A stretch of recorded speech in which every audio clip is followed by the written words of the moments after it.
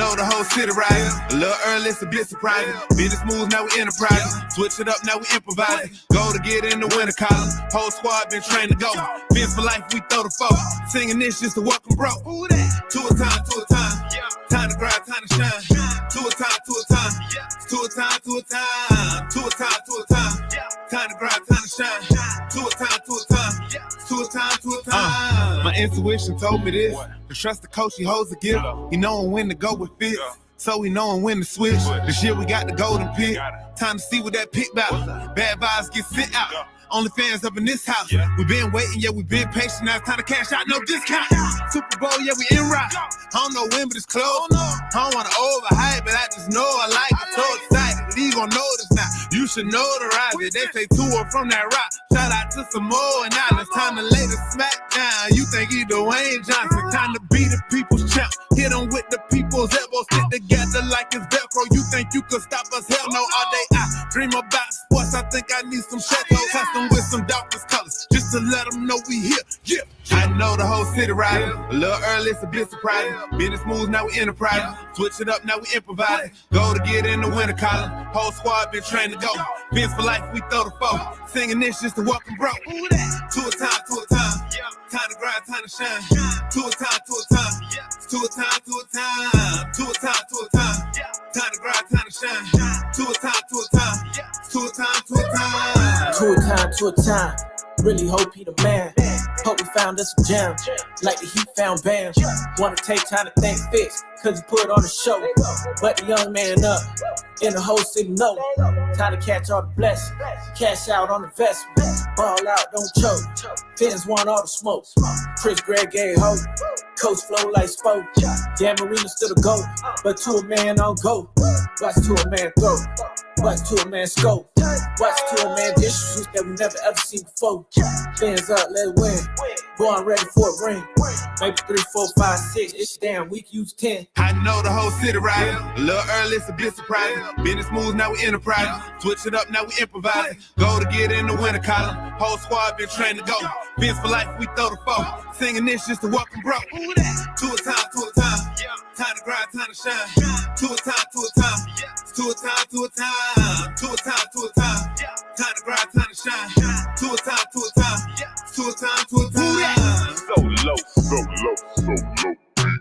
So low, so low, so low, deep.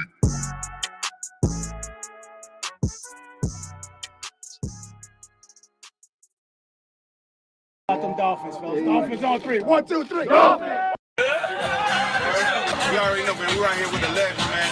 Live and direct, man. Pat Fontaine. And it's going down, man. Solo GWA. What's up, man? Shout out to Miami Sports Music.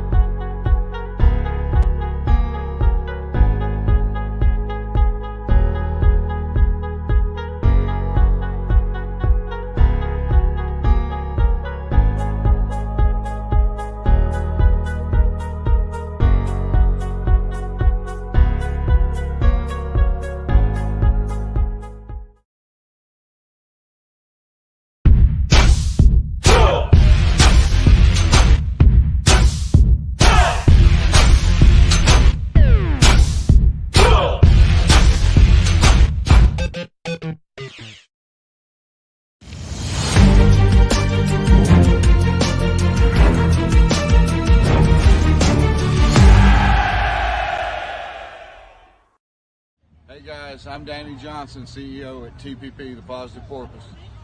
I'm Jason Miller from Fins Up SoCal Fan Club. I'm Scott Howell from Atlanta Dolphin Club. Mark Angelo, NorCal Dolphin Club. And you're listening to Clock Blockers, Miami fans' #1 morning show. Run it, run it, run it, run it, run it, run it, run it, run it, run it, run it, run it, run it, run it. What's up, ladies and gentlemen? It is your boy, Stephen D, and this is Clock Blockers, home of the #1 Miami fan morning show. Super excited to be hanging out with y'all today on this beautiful, beautiful Friday. I have to admit, though, I am, like the good Drake song says, I'm upset. I am upset. Let me tell y'all, the life of being a Miami Dolphins fan is one that will give you gray hairs, just make you go crazy. I don't. Whew. So yesterday, let me tell you the roller coaster of yesterday, and we're about to have Xavier Scruggs on here in a minute. We're going to talk some Major League Baseball to begin with, and then we're going to get into all the Miami Dolphins news. But I had scheduled Xavier to come on today, and so I want to be able to obviously get into all the Major League Baseball stuff with him because there's a lot of stuff that obviously broke out over the week at the winter meetings there, and the lockout's still going on. So we're going to talk about that with him.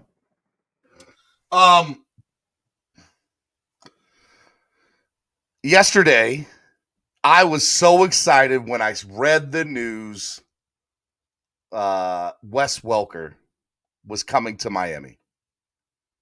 Wes Welker, my boy Wes Welker. I loved Wes Welker when he was here. I couldn't stand him when he was in New England, but I never blamed him for being in New England. I always said that was Dolphins being the Dolphins, right? And so I was so excited when I read yesterday that Wes Welker was coming to Miami to be the wide receivers coach. And then a couple of hours later, I read that we had fired Gerald Alexander. And I didn't like it, but in my mind, I was justifying it, right? I didn't like it because I do think he's an up-and-coming defensive guru, right? And I think that he's going to be great. But I saw that going on, and I was like, you know what? Gerald Alexander not staying here tells me that Boyer's probably not going to stay here. Boy, was I wrong. Oh, we ain't even got to it yet. So then last night, I'm like, Zach Thomas is going to get in the Hall of Fame. He's going to get in. He's a finalist. He's not going to get subbed. He's got better numbers than Brian Urlacher, than Ray Lewis. Like, he's going to get into the Hall of Fame. And as Epp says, you can't treat people like that. This is unacceptable. Zach Thomas gets snubbed. So now I'm just nights going down. Really upset that Zach Thomas is getting snubbed because who is more deserving? There's nobody that got in last night that was more deserving than Zach Thomas. Nobody. And I'm going to get into all that, but nobody.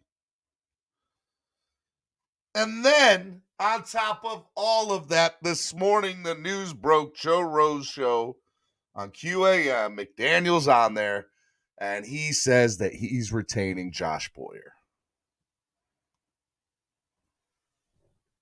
I can't make this up. I can't, seriously, you cannot make up being a Miami Dolphins fan. It's frustrating. Put my hat on backwards today because I'm just so frustrated. I'm so frustrated. I want to talk baseball.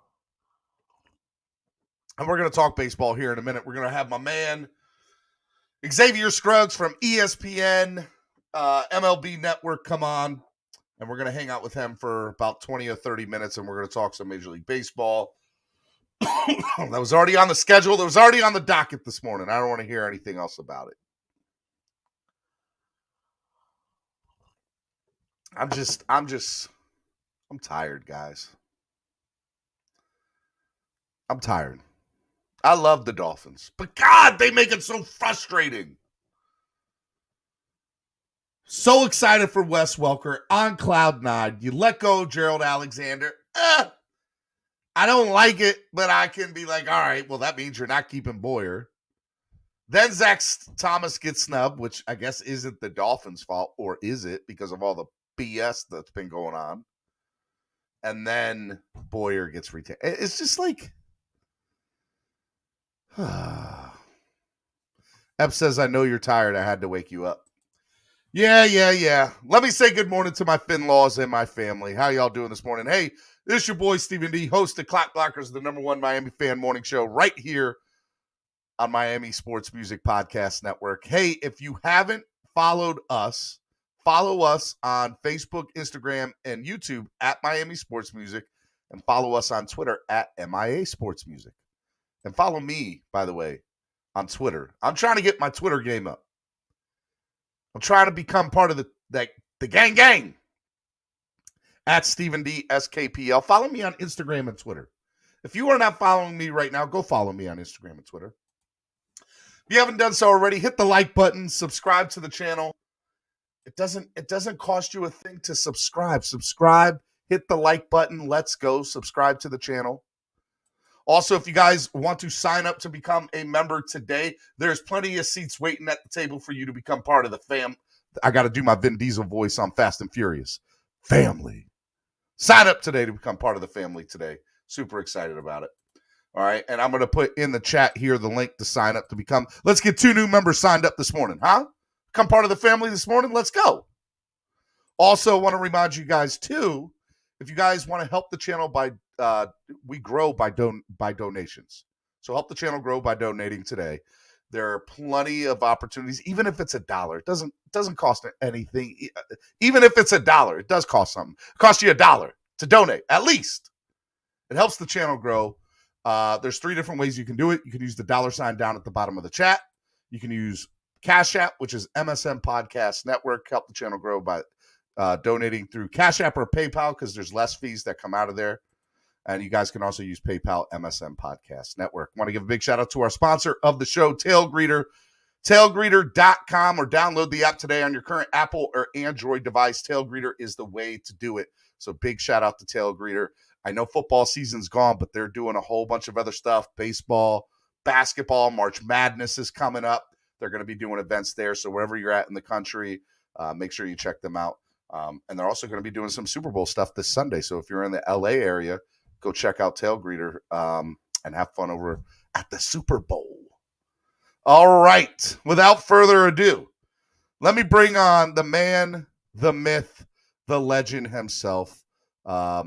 He's an all right guy. He's okay. No, let me stop. He's amazing. He's awesome. My man Xavier Scruggs is in the building. What's up, Xavier? Hey, what's going on, Steven? How you feeling today, man? Honestly, I'm frustrated. I'm a Dolphins fan, and it is frustrating. Zach Thomas doesn't get into the Hall of Fame. I find out that we're retaining our defensive coordinator. I just frustration on all levels, Xavier. Man, yeah, that's tough, man. That's tough. Hopefully they're taking a step in the right direction. I know you wish to see some different changes, but man, we got to get this organization being back to, It's what glory, it used right? to be. It's glory. Who's your football team? You're My in squad- Tampa. Yeah, my squad is the Chargers. Like, I grew up in San Diego. Hold on, I think I got a car alarm going on. Who's breaking into your car this early in the morning? They don't have nothing else to do, Xavier? Yeah, I'm like, wait a minute, what's going on here? No, but grew up in San Diego. Chargers were always the squad. They moved to LA, so that kind of shocked me a little bit. And then I moved to Tampa, so I still keep up with the Chargers, but also just slid over to the Bucs side a little bit, especially when Brady joined the squad.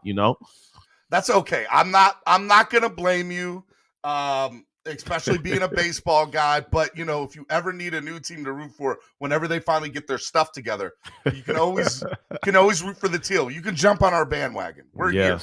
Facts. I'm all I you know how much I love Miami, so that's not a big deal. I do.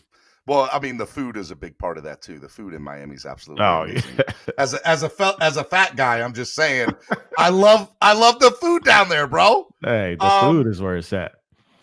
All right, bro. Let's talk, man. Let's talk about the winter meetings. What you got?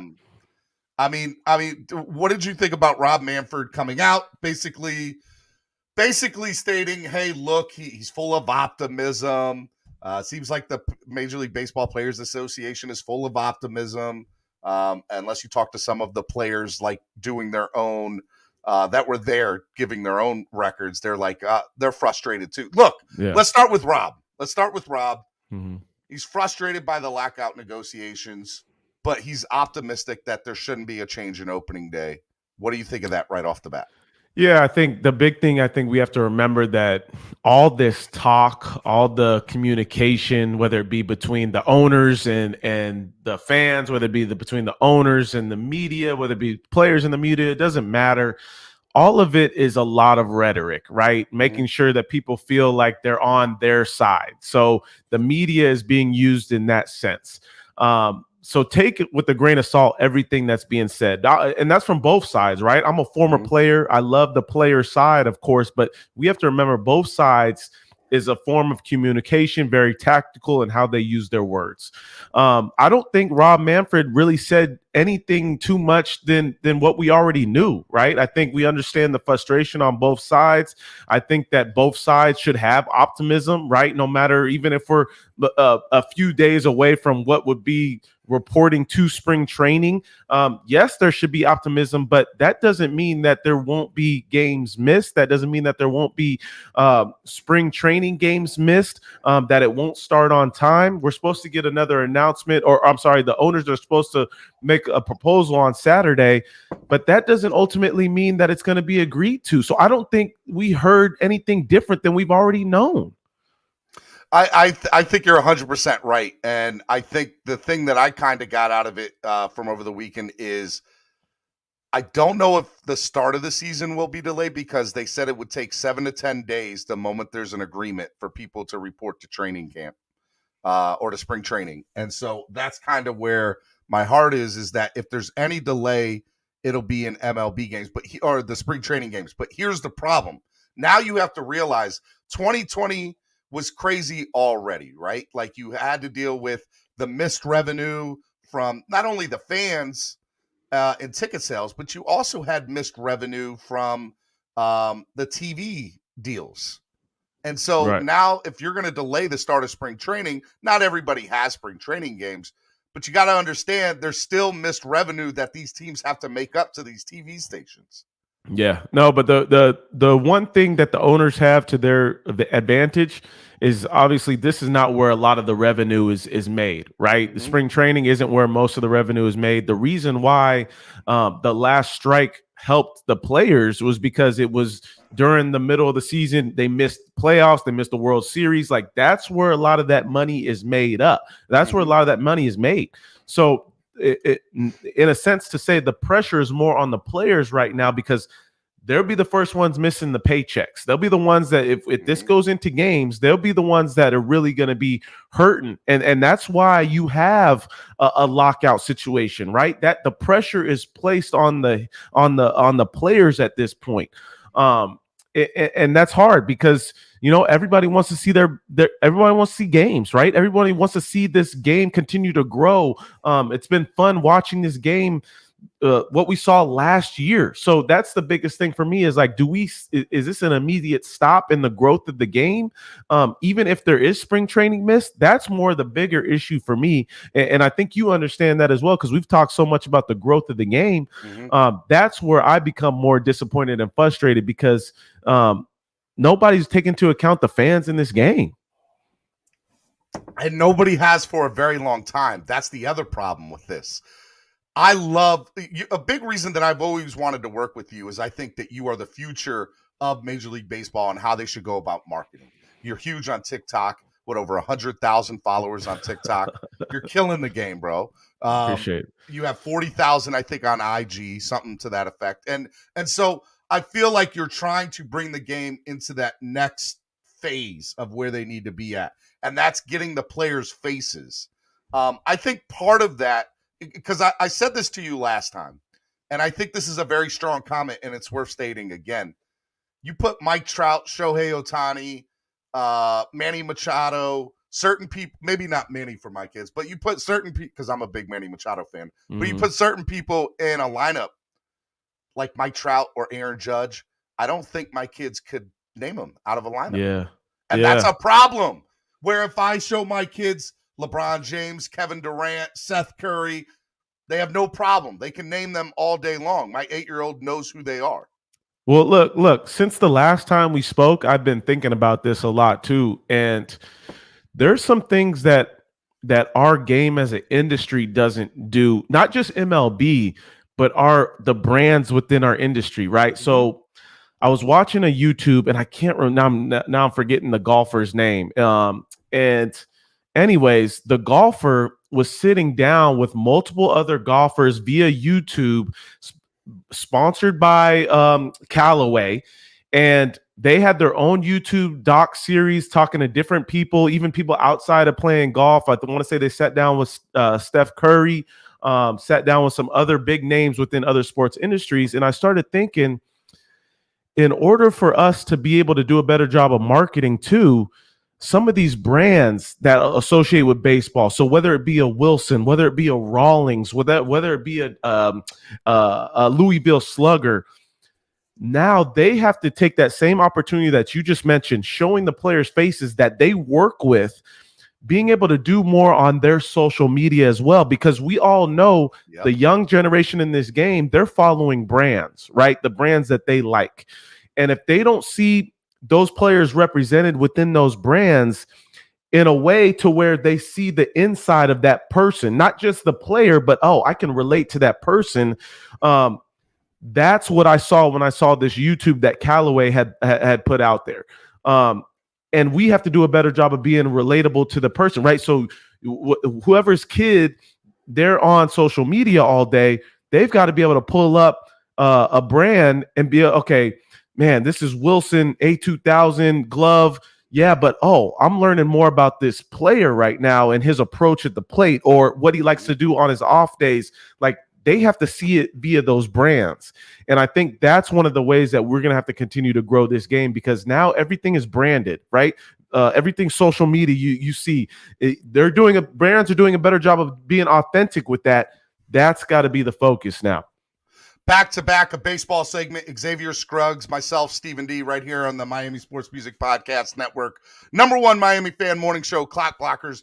Xavier, first of all, I've never heard that before, and I love it. So, Wilson, who else is out there? I think about like Franklin batting gloves. I think about like even bat companies like Old Hickory and stuff like that. Like, they have big faces who are represented by these brands, but they don't use them to market in a way, because partially they don't understand the younger generation and marketing to them, right?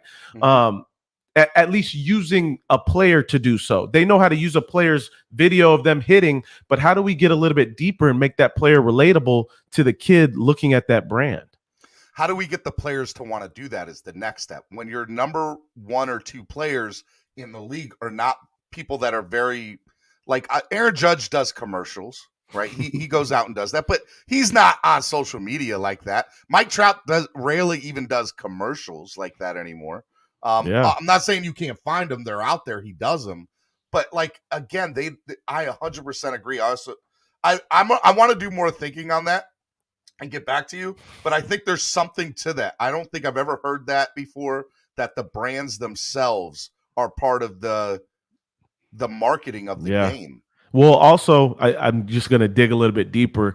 Don't do it on them, Xavier. They ain't ready for all this deepness. They're really not. But also the players, right? So it's funny that you mentioned Aaron Judge, and I'm not even supposed to be talking about this, right? I just did a commercial. I helped produce a commercial for Franklin with Aaron Judge. So the Aaron Judge, as a person, very private, right? Not a lot of stuff on social media, very understandable. He's a very high figure in the New York media. I wouldn't want to do a lot of that either. But one thing Aaron Judge understands is that now he has a platform that he can use to push out any narrative that he wants. So whether that be an All Rise Foundation, whether that be showing his want to get into the community, his charitable attributes, whatever it may be, he's got to learn how to use what Franklin did, but via commercial, via social shoot, take all of those assets, use it for himself to put his narrative out there. So that's one thing we have to do, is not part of it is educating the player, but showing them the value in which these other brands are actually using it to use you as the face that you could be using on your own social. So that's one way of digging a little bit deeper and helping the player realize that too. Look, I pray that people end up watching this segment and learning, and the people that need to be watching are the CEOs, the head of marketing, all these people. So if you're watching, understand we're giving you knowledge here on how to grow the game of baseball. And I think that that's part of the problem going into it. Because here's the thing. Major League Baseball says they proposed a few things. Universal DH, elimination of draft pick compensation. Those things are great. Don't get me wrong. But how do they progress the game in the stands of getting more eyes to it? Now, universal DH, I think, is great, and I think it should be there. Do you agree with that? Do you disagree? Are you on board? I do. Yeah. I'm on board. I love the National League. I grew up. I was like a big fan of, watching these managers really navigate the ability to manage in the National League, right? So whether that be double switches, whether that be pinch hitting at the right time, knowing how to use a reliever and when to use a reliever, I really enjoy the strategic part of that game. But we're at a point now to where pitchers don't practice hitting. They barely practice bunting. We see pitchers getting hurt. They can't run on the bases. The sport is becoming more specialized, right? So less athletes for pitch. I feel like our pitchers aren't as athletic as we've seen in the past. So that's more my focus, is like, it's almost a waste of my life, right? To watch a minute of a guy stand up there and just take 3 bad swings or just stand there and watch. So I'm ready to move on. Let's hit the DH. 100%. I agree with that. I couldn't agree with you more. Help me understand what you might know of the elimination of draft pick compensation and how that helps the game move forward. Yeah, no, I mean, it just basically the idea of not, whether it be free agency and player A is, a free agent and he's being courted and signed by another team, in which that team would have to give up a draft pick, right? Mm-hmm. There's a situation in that, but then also you think about the draft, being able to make sure that teams aren't worried about getting the top draft pick, right? If that's more the focus right now, that allows teams to say, okay, I'm okay with tanking, right? I'm okay with my team not being good for a couple of years to be able to get a draft pick. So I think it puts more emphasis on teams being more trustworthy when it comes to putting the best product on the field. And I think ultimately the competitiveness on the field is a main priority of the players. And that's one area of concession in which the owners have seemed to give up. So that's good news. So you don't have a team like the Baltimore Orioles losing 3 straight years in a row of 100 games. Right, exactly. Which it's gonna incentivize, but it's still, there's still gonna be. We have to remember, there's always gonna be bottom feeder teams. Like there's always gonna be some teams that really struggle. But now it should, at least some of those things should incentivize a team to not feel as if they need to struggle to get a draft pick, because it's not going to be available. So I mean, look, I live in Baltimore. I don't understand year after year after year, with the exception of the Buck Showalter years. This team has been progressively horrible for almost 25 years, with the exception of those few years with Buck Showalter, who I think is going to do wonders with the Mets, by the way. I would go as far to say, I don't understand, if you're an owner of a Major League Baseball team, how you can hold your head up and be okay with losing 100 games in a row 3 years straight, and how Major League Baseball doesn't look at it as a slap in the face to the game either is beyond me. Help me understand that more, because it infuriates me. And the Orioles aren't the only one to do it. There are plenty of other teams to do it. Yeah. Well, I mean, let's look at it this way. The teams aren't necessarily trying to lose as many games as possible, right?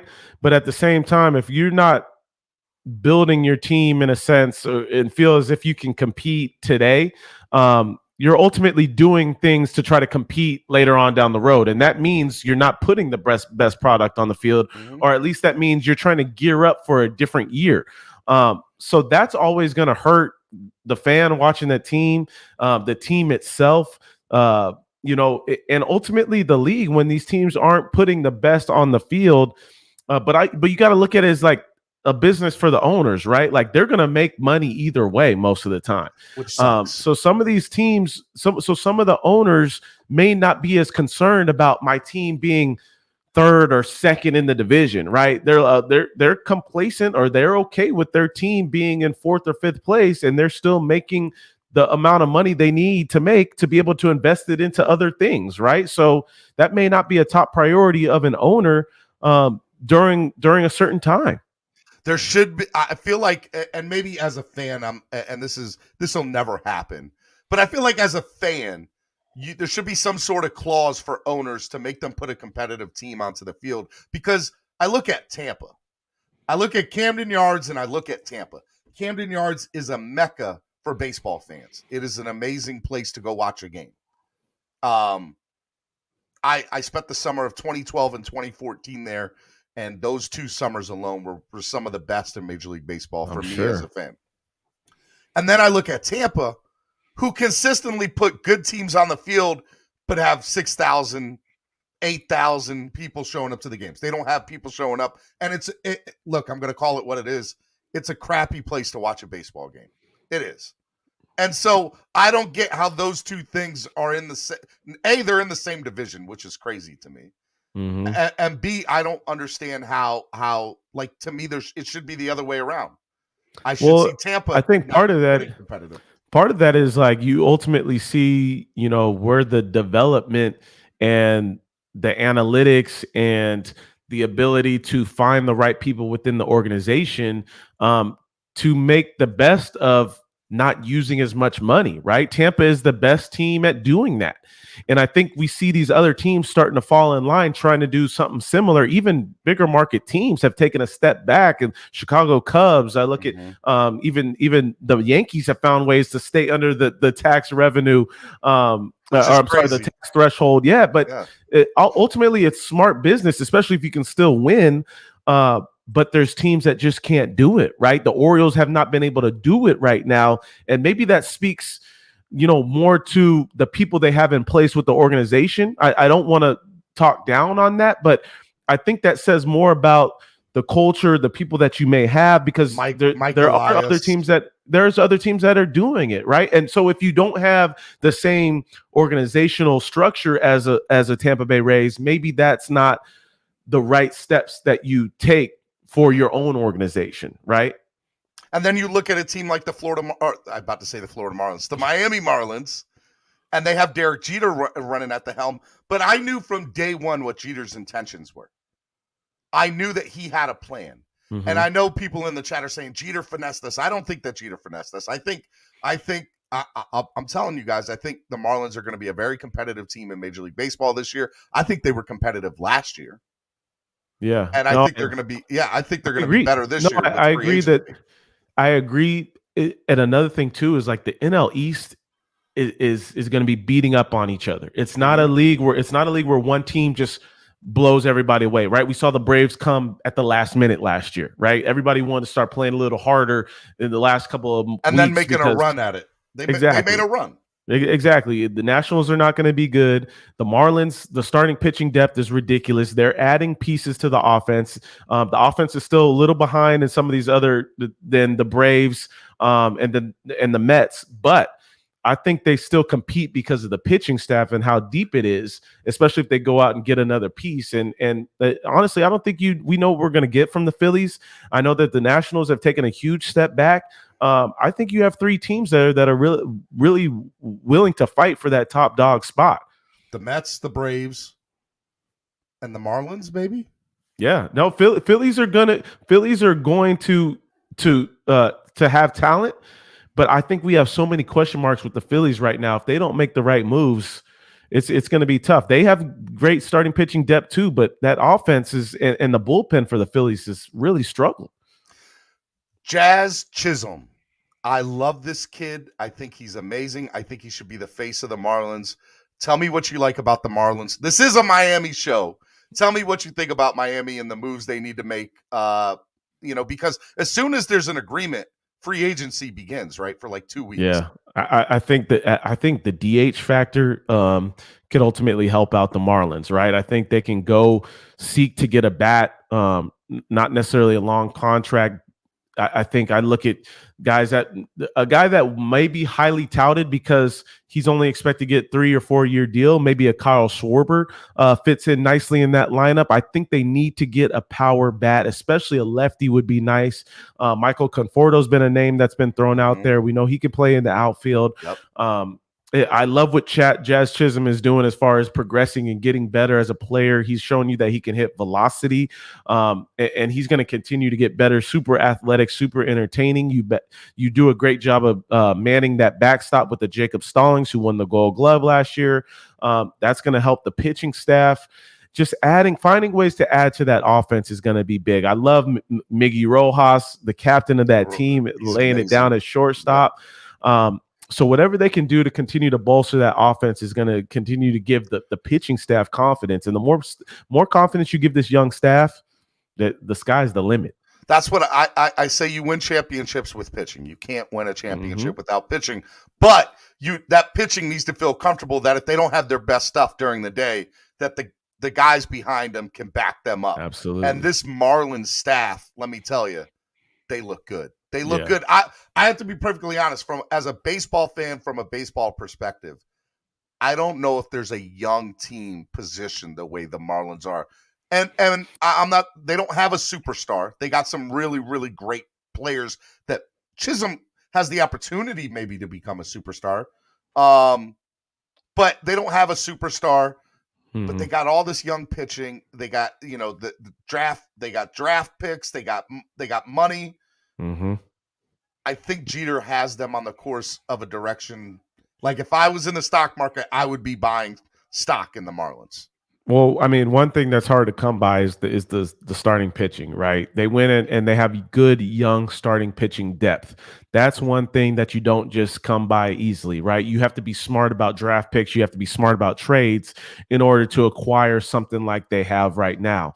Now, the biggest thing is being able to use it to your advantage, right? And being smart about building the rest of the team around that pitching staff. And that's why I mentioned the acquisition of getting Jacob Stallings. Like, it shows you how important that is, that they want that to be the foundation. And I think Derek Jeter understands from playing this game, 20 plus years with one jersey and one of the best when it comes to championships, how a team has to be built. And I think we can trust Derek Jeter when it comes to what that looks like on the field. Real quick, I just want to name a couple of free agents. Now, this is a list from mid-December. So I'm not quite sure if all these people are still a free agent. I'm pretty sure they all are, just looking at it. But name some places that they might be, just one or two teams that you could see making a run at them. Carlos Correa. Yeah, Carlos Correa. I think Houston. I think he goes back to Houston. I do too. The Red Sox. I think the Red Sox. I mean, yes, there's a couple sleepers. I was going to say the Chicago Cubs and the Red Sox. Yeah. Freddie Freeman. Dodgers. I think he's going to be with the Dodgers. If the Dodgers get him, I think he's tired of the ring around with the Braves and them not even just committing to them, right? And I think the Dodgers are looking for that power World bat. Series with them, though. Yeah, it's sad, but I think so. Chris Bryant. The Mets. I think Buck Showalter would love to have a Chris Bryant. Yeah. Nick Castellanos. Castellanos. I think he would fit. Oh man, he's a guy that I feel like could fit really well in a DH spot with the NL or the AL. I was looking at even the Red Sox could use somebody. They have to replace Renfroe. They have to replace Renfroe. That's what I was looking at. There's going to be a situation, but there's going to be teams fighting over him for a DH in the NL too. So he's going to have some options. The guy that I would love to see personally in Miami, although I don't think it'll ever happen, is Trevor Story. Love Trevor Story. Where do you think he ends up realistically? Yeah, not with Miami, just because they just committed to Miggy. But I think Story has an opportunity to go to a team like the Cardinals. The Cardinals, I feel like, are always a team that are sneaky when it comes to free agents. And I think that if his market is down enough to where he wants to take a shot on himself, maybe a short-term deal, I think the Cardinals are going to be a team that looks at him. Schwarber. I think he looks. Man, Schwarber, he could go anywhere. I think he looks to go into the Rockies. They need power left-handed bat. They need something stable in that lineup. He's shown that he can hit for power consistently as of last year, a better approach, and it really plays in Colorado. And last but not least, Clayton Kershaw. I think he goes back to the Dodgers, right? Yeah, I think he goes back to the Dodgers as well. It's home for him. I'm sure he wants to retire as a Dodger, stay in that one jersey. Hall of Fame pitcher. Alexander wants to ask you, do you think the Mets end up with Bryant? I think you just said that they're an option there. I do. I really do. I think the Mets have shown you that they're looking for versatility with the signings of Escobar, as well as Canna. I think they're looking for not only defensive versatility but lineup versatility, right? And I think Bryant gives you a lot of that. He gives you pop. He gives you the ability to get on base. They need a solidified third baseman, and they've been needing it for a little bit now. And I think they have the money to do it, right? I know they have the money to do it. So I look for Bryant to go to the Mets. All right, man. Look, we went over everything. We went over the winter meeting. We talked about Manfred. We talked about lockout negotiations. We talked about marketing and how we get the brands to become part of the front of that marketing, the face of that marketing within the game. This has been a really good talk, and I love our conversations back to back, the best baseball segment in all back to back. I love it. 2 weeks from now, you're going to be back again. I hope at this point we have an agreement in place, because really the conversation I want to have with you is break down division by division and where these teams are at. I think that would be a great conversation next time. Tell the people everything, where you're at. Promote yourself, man. Yeah, man. Hey, Xavier_Scruggs, Twitter, Instagram, TikTok. Come find me. YouTube, got my YouTube, Xavier Scruggs. But yeah, come hit me up, comment. I DM me, I comment back. Love the fan perspective, and I love to create my content from the viewer, the follower, the supporter. That's all me. Hey man, you're the man. I love having you on. Thank you for readjusting your schedule and coming on this week, because I know you're a busy man. You were taking your kid this morning. I saw your Instagram post. You were sitting there having him dance, talking about he dances like his mama. I hope she didn't see that. She does. I hope she did see that. I hope she did. Nah, man. Thanks for having me, man. Sorry about we had to readjust, but I wouldn't be happier to do it any other day. Friday, man. So real quick, you know what? I'll leave you with this. So we have what it's called Spread Kindness Friday. Yeah. And that's right. I am a promoter. So at Stephen D SKPL, spread kindness, positivity, and love. That's what my social media handle is. Love that.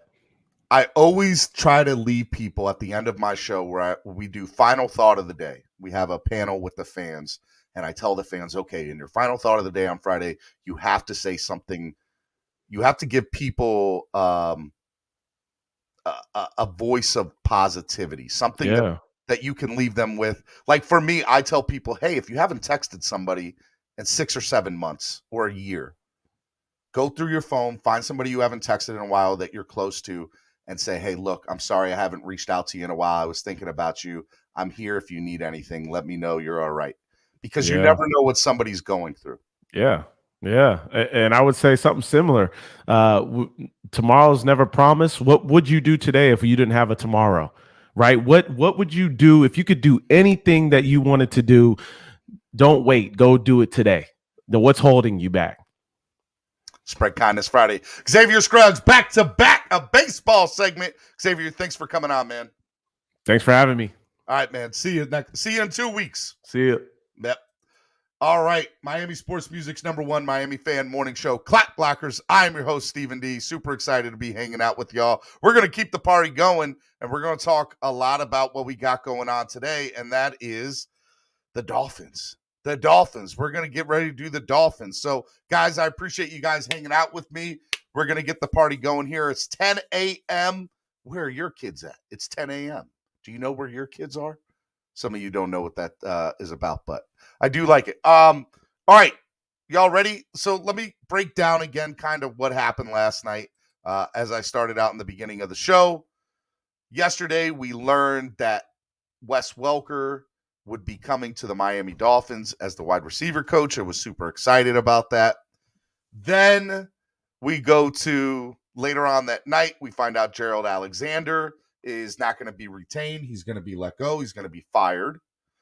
Then we learn Zach Thomas gets snubbed again. Absolutely atrocious that Zach Thomas is getting snubbed by the Hall of Fame. It's maddening. Richmond Webb and Zach Thomas. There are no two more deserving people in the game to be in the Hall of Fame. None. They played on mediocre teams. I understand that. But this isn't the Hall of Fame for teams. This is the Hall of Fame for players and individual accomplishments, what they did during their career. Zach Thomas has got more numbers than Brian Urlacher.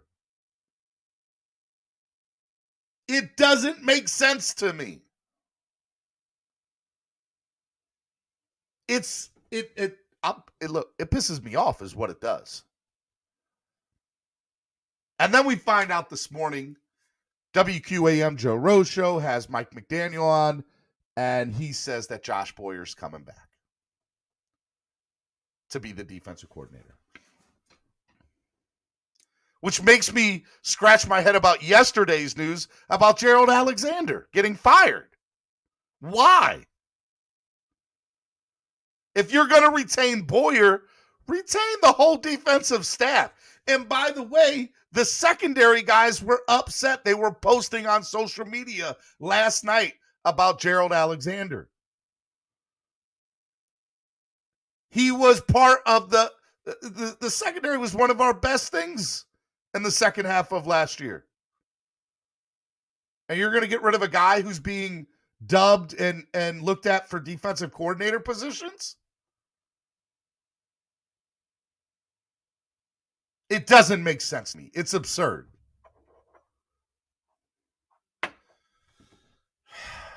I'm fired up, man. I'm fired up. I don't know where the Dolphins really go from here, right? So you're going to bring in and I see what he's doing on offensive side with the coaching staff, and I'm good with that. But what are you doing on the defense? It doesn't make sense to me that he's hitching his wagon to Boyer. I understand it. It doesn't make sense to me.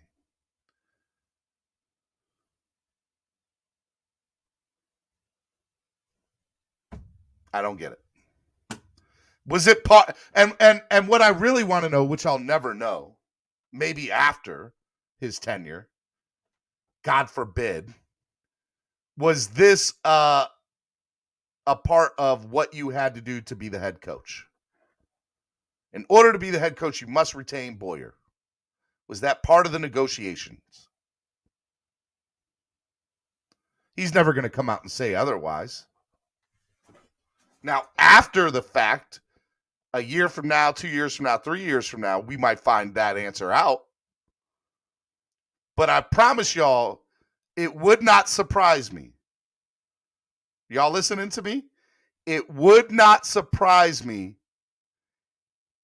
if Boyer was retained because he was told to, or that McDaniel was told to retain him.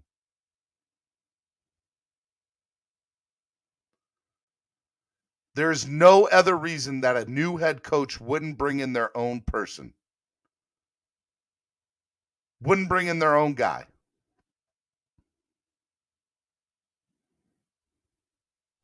Doesn't make sense to me.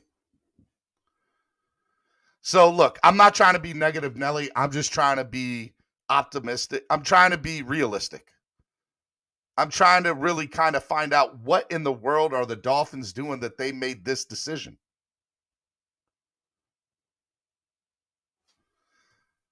CB83 says, stop trying to pick his coaches. Stop falling in love with players and coaches. They come and they go. CB83, you're right. But you know what but at the same time, that's the reason that teams are successful and they're not. You want somebody to come in right now. Let's play this out, CB83. You have a new head coach. And that coach understands the game and understands the NFL, that you might only have one season to get your crap together, especially with this team. You might only have one season. So let me ask you, you're a new head coach.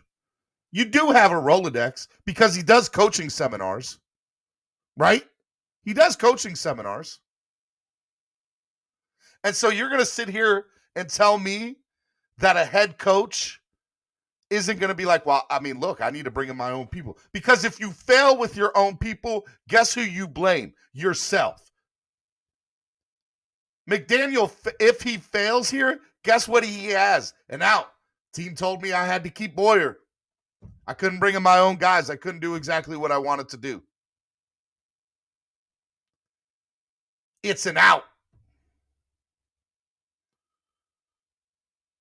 And it doesn't make sense to me in any way, shape, or form. And Alexander says, let's wait and see what's happening for us before we rush to judgment. That's what we do as a fan base, though, Alexander. That's what all this is.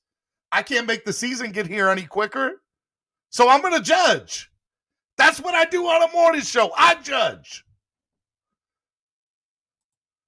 Steven, it doesn't make sense because you're not letting it play out until the whole staff is put together.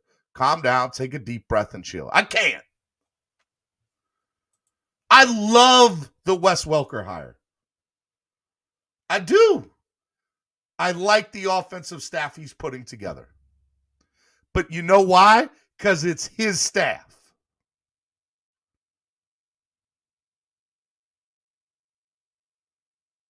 Why? And if you're going to keep Boyer, why not keep Gerald Alexander?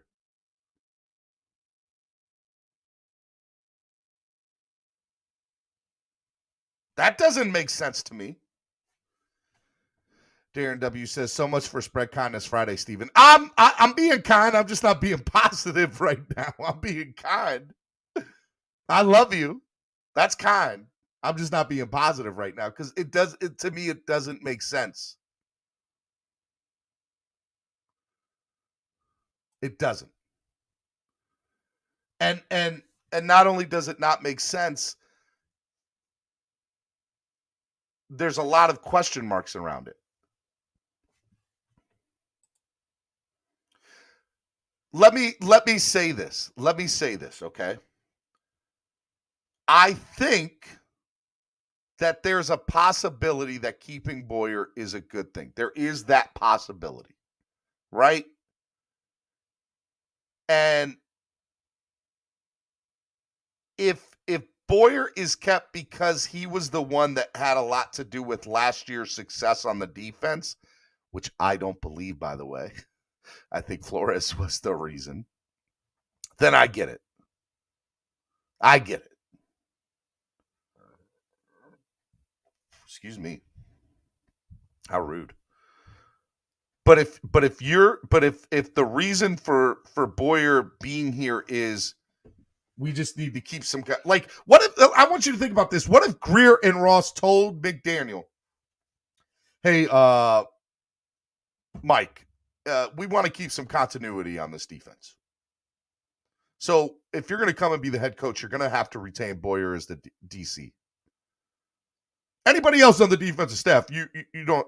I'm telling you right now, Gerald Alexander is not the only one that moves, and we end up getting rid of a lot of that coaching staff on the defensive side except for Boyer. I promise you on everything. I'm not a betting man. I'm not. But if I was, I would put it all down that Greer and Ross told McDaniel to keep Boyer. If 2 or 3 more coordinators, our defensive staff are let go, I'll take one. I'll give you one. I'll give you Gerald Alexander. Hey, he just wasn't going to fit in, whatever the case is. His wife, the rumor about his wife, I don't care. Okay? I'll give it to you. 2, okay. You give me 3 coaching changes on the defensive side that's not your DC, then it was told to him in no uncertain terms, you keep him Boyer as DC, you can do the rest with what you want.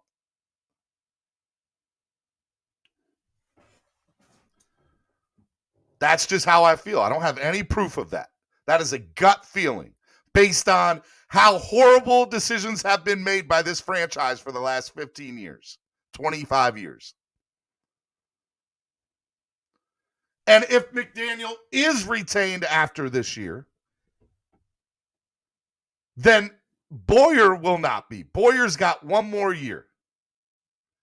Unless by some off-chance reason we go on this incredible run, which is possible.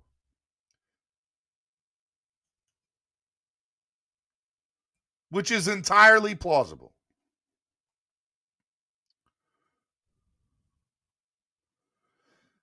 Steven, I have a conspiracy theory for you that's going to make all this make sense. Drubbatron, I'll bring you guys on here in a minute. This franchise won a championship because of defense 40 years ago, 50 years ago. Maybe McDaniel just believes in Boyer. I find that less believable. I don't find that believable. I'm not saying it can't be the case. It could be. I don't believe that to be the case. He will, Steven. Stop with this narrative that he's one and done. Who, McDaniel? You're going to sit there and tell me with a straight face, with all the craziness that's happening behind the scenes with this franchise, that it's not plausible that this is a one and done situation. I'm not saying it's going to be, and I hope that it isn't. And I'm very excited for the offensive staff he's putting together.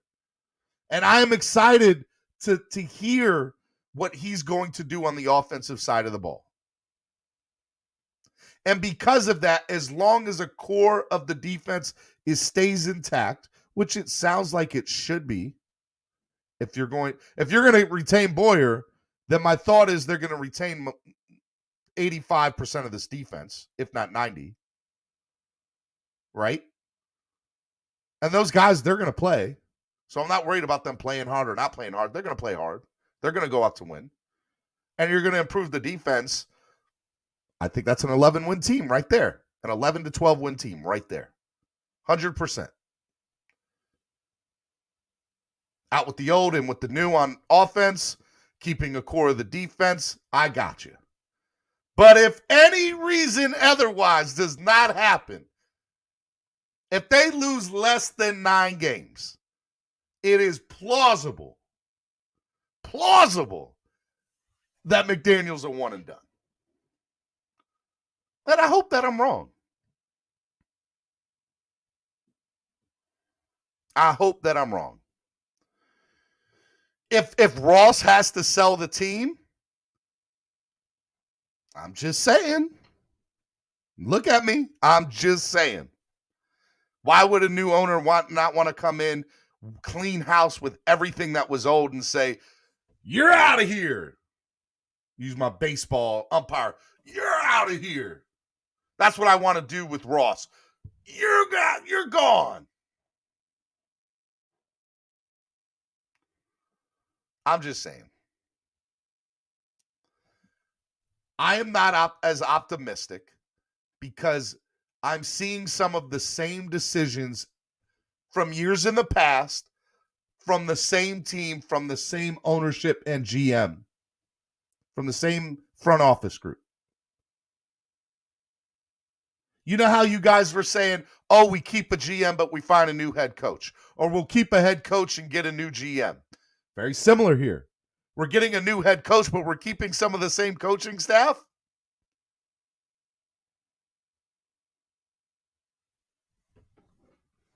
I love our defense. I think our defense has the ability to be top 10, top 5.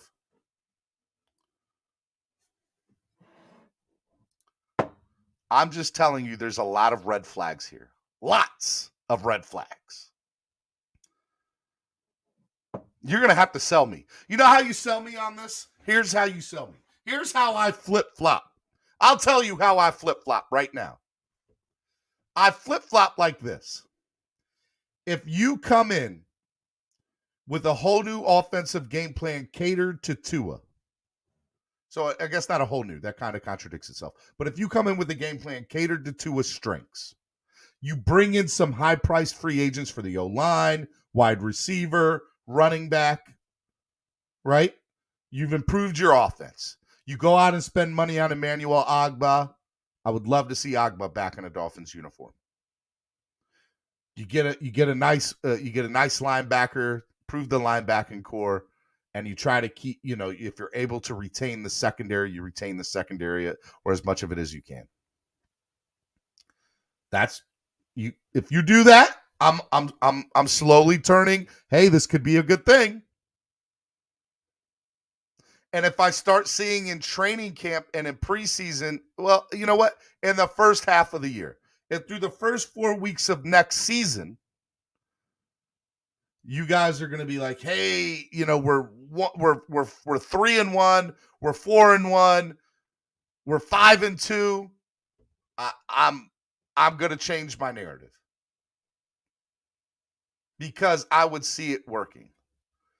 But if we start out again 1-4, if we start out again 2-5, 1-7, he gone, one and done. Not going through it again. We are making some of the same, and the problem is with this, we're making some of the same mistakes we've made before. These aren't new. These are the same. All right, I'm going to drop the link. Come on. Tell me why.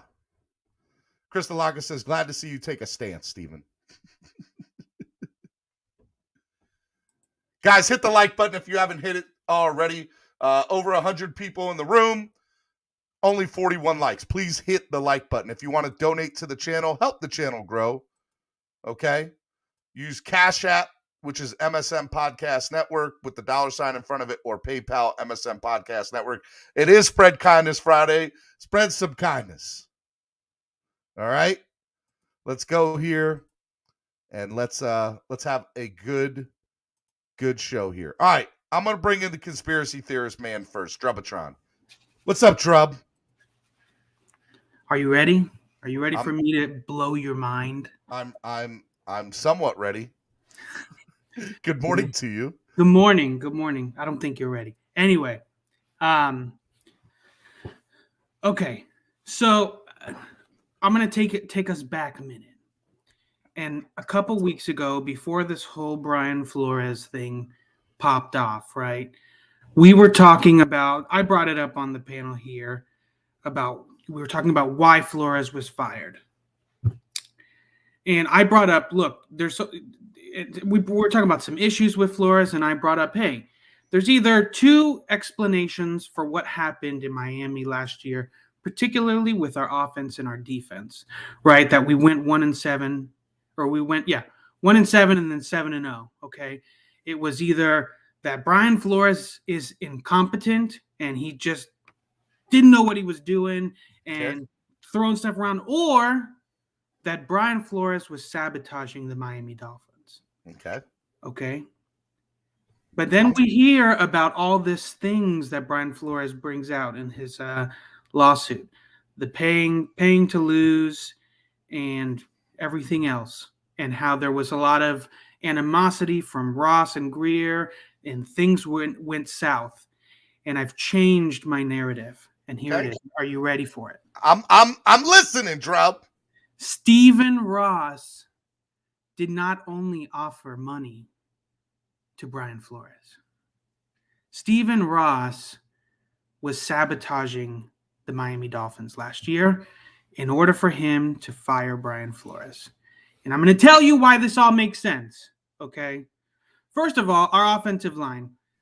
How do you invest so much in an offensive line and they can be that bad unless you hire a coaching staff that is so incompetent and unable to actually coach players, or they were throwing? The other scenario, and it has to do with the defense, and it also happens to be why I think Boyer is still in Miami. And I believe that in the first 7 games, there was a lot of talk about who's calling plays, who calling plays. Brian Flores says that the defensive coaching staff had been calling the plays all along. And I call bully, okay? I'm going to tell you what happened. Stephen Ross offered Boyer some of that good money, okay? That $100K per loss, okay? And Boyer was throwing on defense. And that is a reach if I have ever heard one. Steven, listen. I'm almost there. It's coming full circle. It's coming full circle. I'm waiting. I'm gonna give you 2 more minutes. You got to bring it around because I'm not with you so far. He gave Boyer money to throw games on defense. Flores caught wind of it around when we turn things around. Again, everybody keeps asking, what happened with the defense? Why were we so terrible the first 7 games or first 8 games and then we turned it around? It's because Brian Flores caught wind of it and started calling plays. And it makes sense when you think of the timeline of all the things that happened. When did things turn around? Week 7, week 8. When did they say that Flores was stopped talking to his offensive or all the assistant coaches and everything around Thanksgiving? When was that? Week 6, week 5, week 6. He stopped talking to players. He stopped talking to coaches. And you saw it on the sideline. We were winning and he still looked like he was unhappy, that things were weird. I think Flores figured out that Boyer was throwing games. And the reason why Alexander is gone and not Boyer is because Alexander was a Flores guy. I think Alexander was still, on the Flores train, and they had to get him gone. Boyer was a Flores guy. Boyer was a Flores guy until Boyer got that money. And Ross told him, hey, look, throw some games so I can get rid of this Flores guy, and I'll keep you an extra year. You can prove it with the next head coach. It's the only thing that the timelines match up.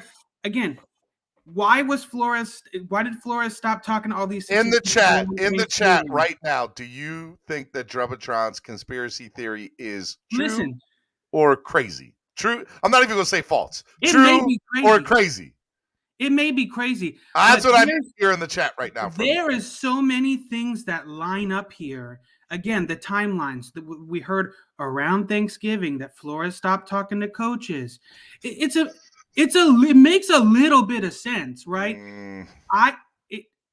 Maybe it's crazy. But you know what else is crazy? Offering a head coach $100,000 to lose games. You know what else is crazy? Trying to get Tom Brady on a yacht while he's still employed by your rival to get him to come to Miami. There's a lot of crazy things that have happened in the last 3 years. This would be the least of the crazy things. All right, let me bring out some other people while I take this in. He just walked away.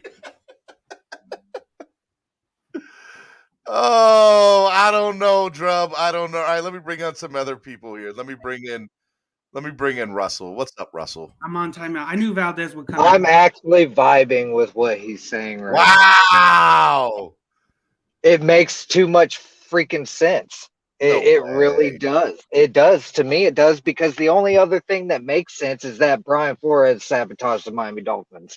And outside of that, I do, because the reason why I feel like it would be Brian Flores and not Stephen Ross is because Brian Flores didn't like Tua from the jump, and you got to understand that a team is predicated and built around the quarterback.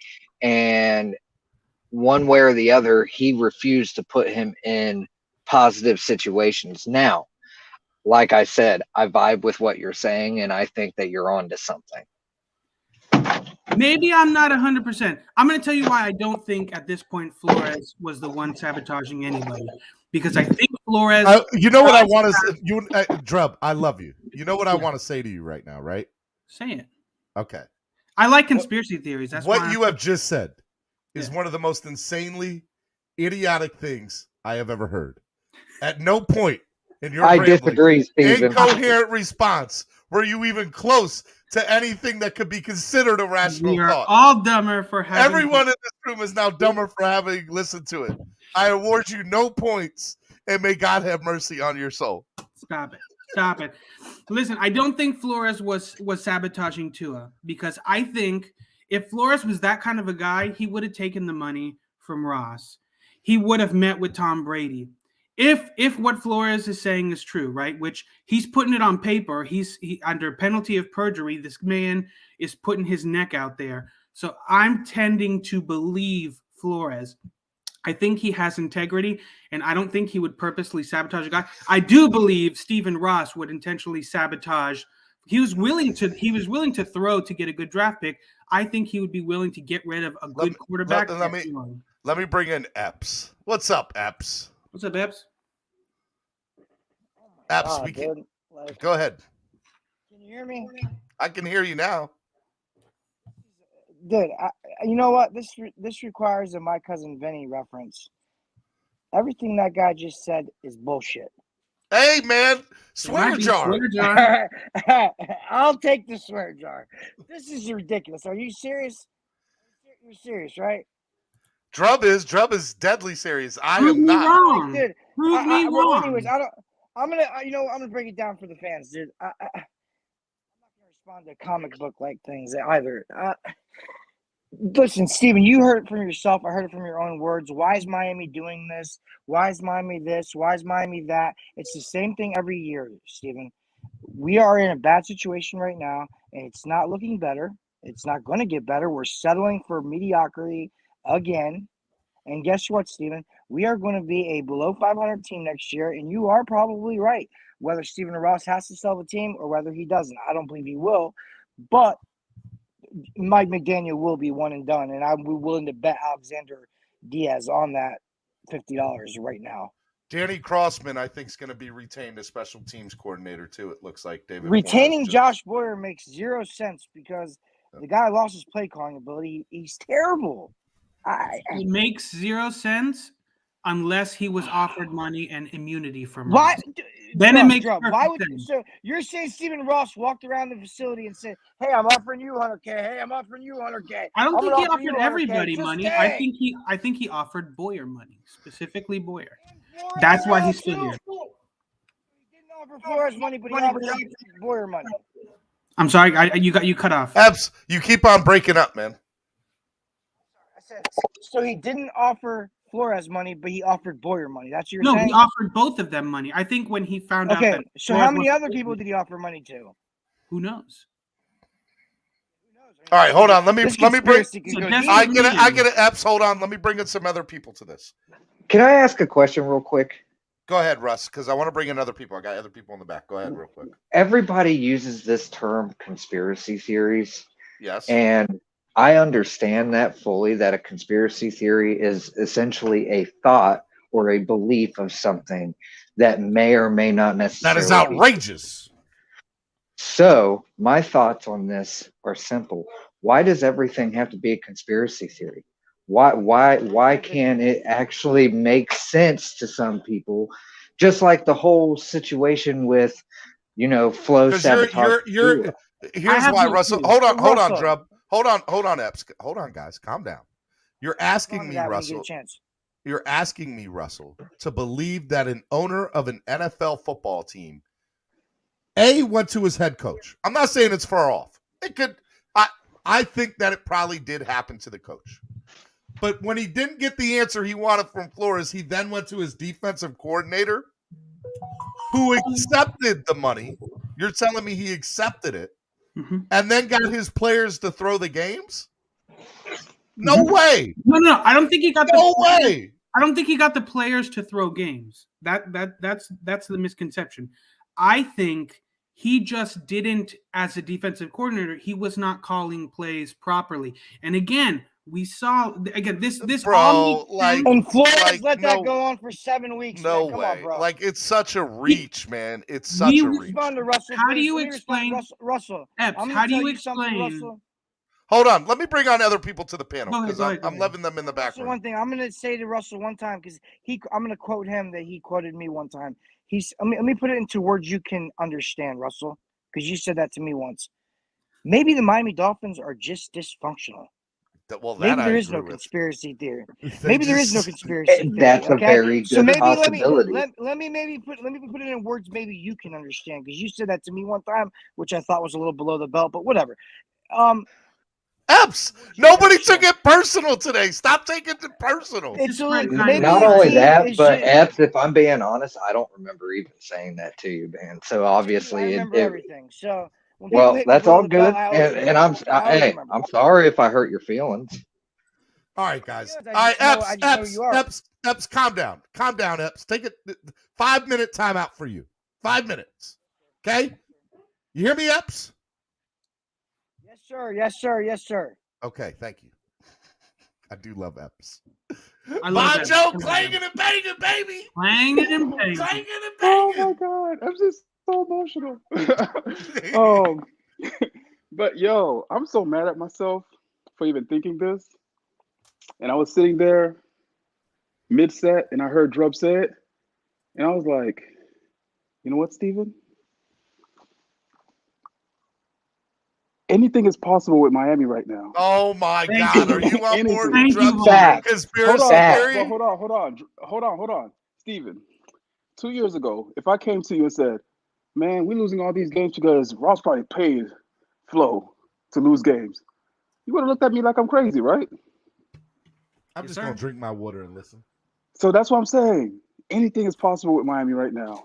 Because it doesn't make any sense. I'm looking at it. And you remember I said this. Everybody was up and big. I'm like, listen, I don't care about who this guy is.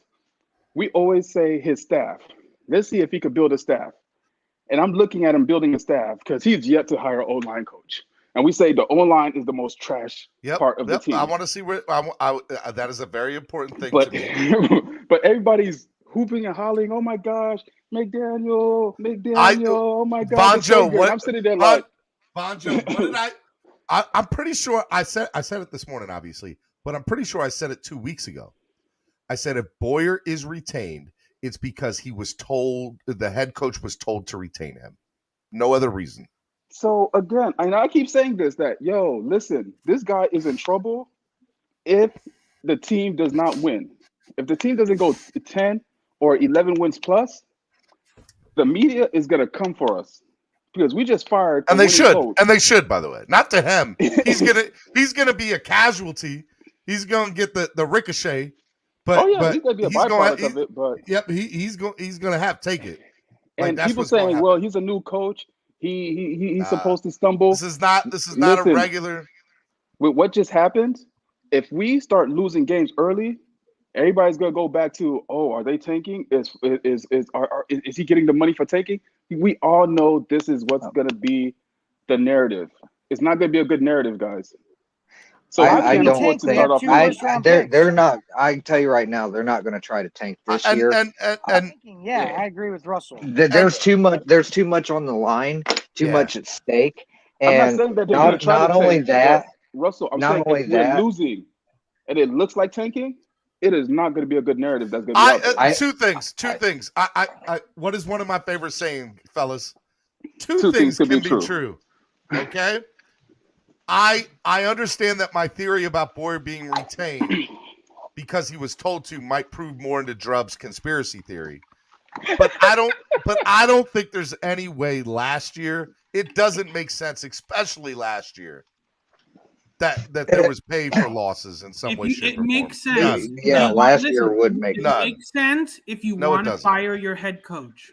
But bro, no, like I'm not. Why did we get rid of Alexander? That would be literally the only reason. And even then, that would be It'd be a stupid thing. Like, you could just fire him, bro. Like, you could just fire him, but it looks worse. Hey, Steven, to get on a different topic, can I bring up my thoughts on McDaniel? All right, hold on. No. I want to bring on other people. Okay. Hold on, Russell. We'll get to that. All right. Let me bring on my number two. My number two. What is all this doom and gloom, guys? What do you got? Like, I feel like you had him on the show. I feel like a couple weeks ago, y'all were saying it was okay if we retain Boyer because it. I never said whoa, that. Whoa, who said y'all? I never said that. Listen, change the y'all. Don't put words in my mouth. Okay, listen, I don't recall saying that either. Damn it. Listen, I feel like swear jar. I mean, if y'all don't want to say you specifically said it, but I specifically remember people saying, well, it's continuity. He knows the defense. People, we want receipts. We would be able to see defense. I definitely heard people saying that. And now it's Westbrook, let me tell you something, bud. It was definitely not me, I can tell you that. Whoa. Nobody was saying it. Because I remember I was like, Russell Westbrook is because that looks like where you got those glasses from him. I wanted Vic Fangio since he was listed as a DC possibility for Miami. True story, Mark. All right, let me bring in because again, I got a lot of people in the back room. Larry, what's up, Larry? Hey guys, Larry. Hey, Larry. Real quick, I want to apologize about yesterday. I was having technical difficulties. Todd, I'll bring you on next. Oh, don't worry about that, Russ. Guys, I have other people. Come on, let Larry go ahead. Yeah. You know, I don't know why I'm joining this madness. It's crazy. Okay, you guys. Dumatron, love you. You're entertaining. That's about it. Come on. Me and Larry, right? Larry agree for dude, once. Ross is 81 years old. He's trying to win a Super Bowl. To suggest at the beginning of the season he hates a coach that he can fire anytime for whatever reason without cause is nonsense. Okay, it's absolutely man. I don't even think Ross. Listen, I don't even think Ross trying to win a Super Bowl anymore. And I'm the one that believes in UFOs. Ross, look. Ross may be old and he may want to win a Super Bowl, but we already know he doesn't do things that make sense. That much I'll give you. You know why? I wish I think we like Ross. I'd be very happy to be nuts with billions of dollars. I love hearing the weights. I really got to say this about Stephen Ross. In that press conference, I swear to God, you wonder why he doesn't know what he's doing? I mean, look at him towards the end of his speech. He literally pulled his own Joe Biden with dementia and couldn't even he lost himself in it all. Come on now. All right, hold on. I got other people in the back. Let me bring on some other people. All right, Todd. What's up, Todd? Krista Lacus, you can't go anywhere, Krista. You know why it doesn't make sense to me? It doesn't make sense. Yeah, well, that's number one. But number two, so what you're saying is Flores is dumb. I've never called him a dumb person. You're not going to let it go 7 weeks with Boyer doing that before you yank him and take away play calling. Okay, no, this is what I want to ask the panel. What I'm saying is you're not going to go 7 weeks with him calling a lousy game plan without taking it over. Without realizing you're tanking. We did that. We literally did. I'm willing to concede my conspiracy theory if somebody can explain to me why we went 7 games and then almost like a light switch at the same time that Brian Flores stopped talking to his coaches, that we started winning and the defense started looking that's why I think it's more on Flores than I do on the other, because that's when the trade deadline ended. We suddenly hit the light switch. Okay, so we tell just me think this. Brian Why? Flores is incompetent? Why? Dumatron, you answered your own question, right? Well, hold on. I want to know that's why almost do you the think same that time Boyer when is Flores a lost good hire? interest in his coaching staff, allegedly. So that now the coaching staff actually ran the football team and not Flores, and we went on a winning streak. If you go by conspiracy theory. All right, so can somebody please answer me logically, besides Drubitron's conspiracy theory, logically, why Boyer was retained? Because it doesn't make sense to me. Steven, before I leave, I'm going to say that is the worst move he could have made. I agree. Agreed. Let me just ask you a question. I just want to know why he let go of.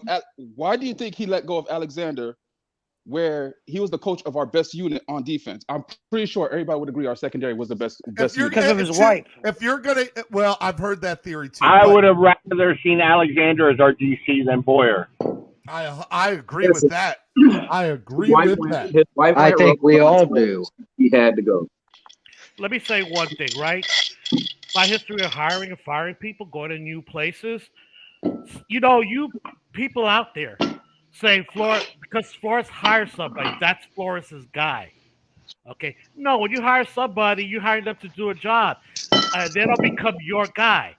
Apparently, and this is what I'm reading the tea leaves because he was fired. Alexander was indeed, in every sense of the word, a Flores guy. In every sense of the word. And clearly, McDaniel doesn't want that type of cancer. Larry, He views it as a cancer. Larry, to go with also, what you're. you guys say that Flores is a bad coach. Well, maybe, just maybe, Flores was interfering with Boyer doing his job. Larry, that could be Larry. That absolutely could be. I agree with Larry for once. That could be true. Let me. Hey, all right, Larry. hold on. Todd, go ahead and say your comment, and then I'm bringing somebody else in. Go ahead. To go with what you're saying, Alexander was the only one who posted something about saying he's going to miss Flores and everything like that after Flores got fired. Mm-hmm. Plus, we're keeping our D-line coach. Mm-hmm. All right, let me bring in MCJB. What's up, man? What's up? How we doing today? How we doing? Good morning. Good morning. All right. We want Roll Tide. All right. Let me see this morning, brother. Let's see your balls. Let's see your balls. Stevie, you might need some of this. Pause. No, I had to say it. It was low hanging fruit there. I know, but you can. I know, hey, but you gotta Steven, say you know pause Master at afterwards, Work's man. gonna make a. All right, what is that? What is that? It's slang for something. Y'all got it. All right, I posted it a lot on my on Twitter. It has to do with Valentine's Day. What, it's love? slang. Is that love? L-U? Yes. Yes. All right. Bon Joe got it. Go ahead, Bon Joe. Bon Joe got it. All right. Yeah, Von Joe's smarter than me. I didn't see. I know. I was looking at it hard. People in the chat got it too. I was like, man, I don't know what it is today.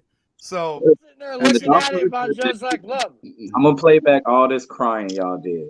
I'm gonna just play back all this crying y'all did. Come on, bro. If he ever comes out of Play back all this crybaby ass stuff y'all been doing.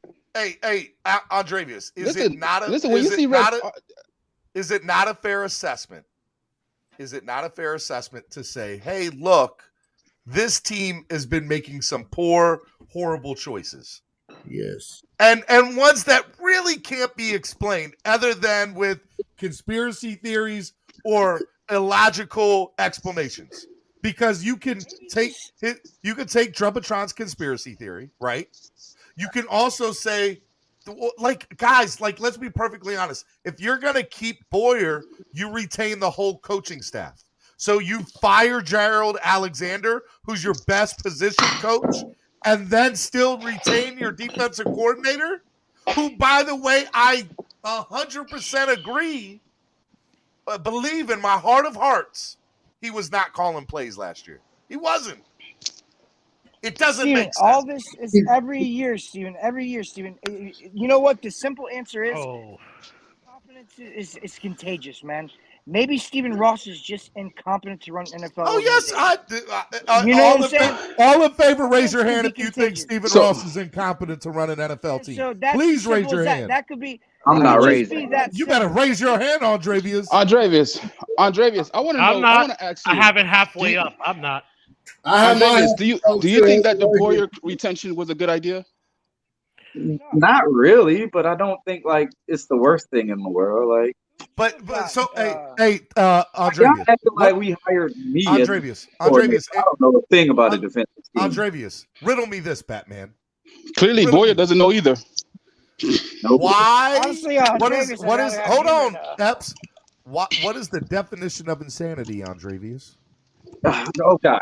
You want me to really read you the definition of insanity? Yes, I want you to read me the Doing the same definition thing of over and insanity. over again, expecting different results. What is Webster's dictionary? No. The state of being seriously mentally ill, extreme foolishness or irrationality. There we go. Okay. And does that not state that what definition? what Stephen Ross has done every step of the way since he's took ownership of this team? No. Because listen, the same people crying I out. can't believe you can sit Andre, there with a if you straight capping. face and The say same that. people were crying when we fired Flo. That's something different. That's definitely something different. Y'all said Number Flo two, was Steven. principal. You fired him. Number two. Go ahead, Epps. Epps, I can barely hear you. It sounds like you're in a tunnel. And I can't hear you now. All right. Cruiseries with the $20 donation says only one report about the defensive play calling came out in October. Flo said he wouldn't take it from the play calling from Boyer. Another one came out after assuming he took over because he had a play sheet. There's no solid evidence Boyer ever stopped play calling in 2021. You're right, Cruz. You know what? You're right. But you know what? I have eyes. I got two eyes.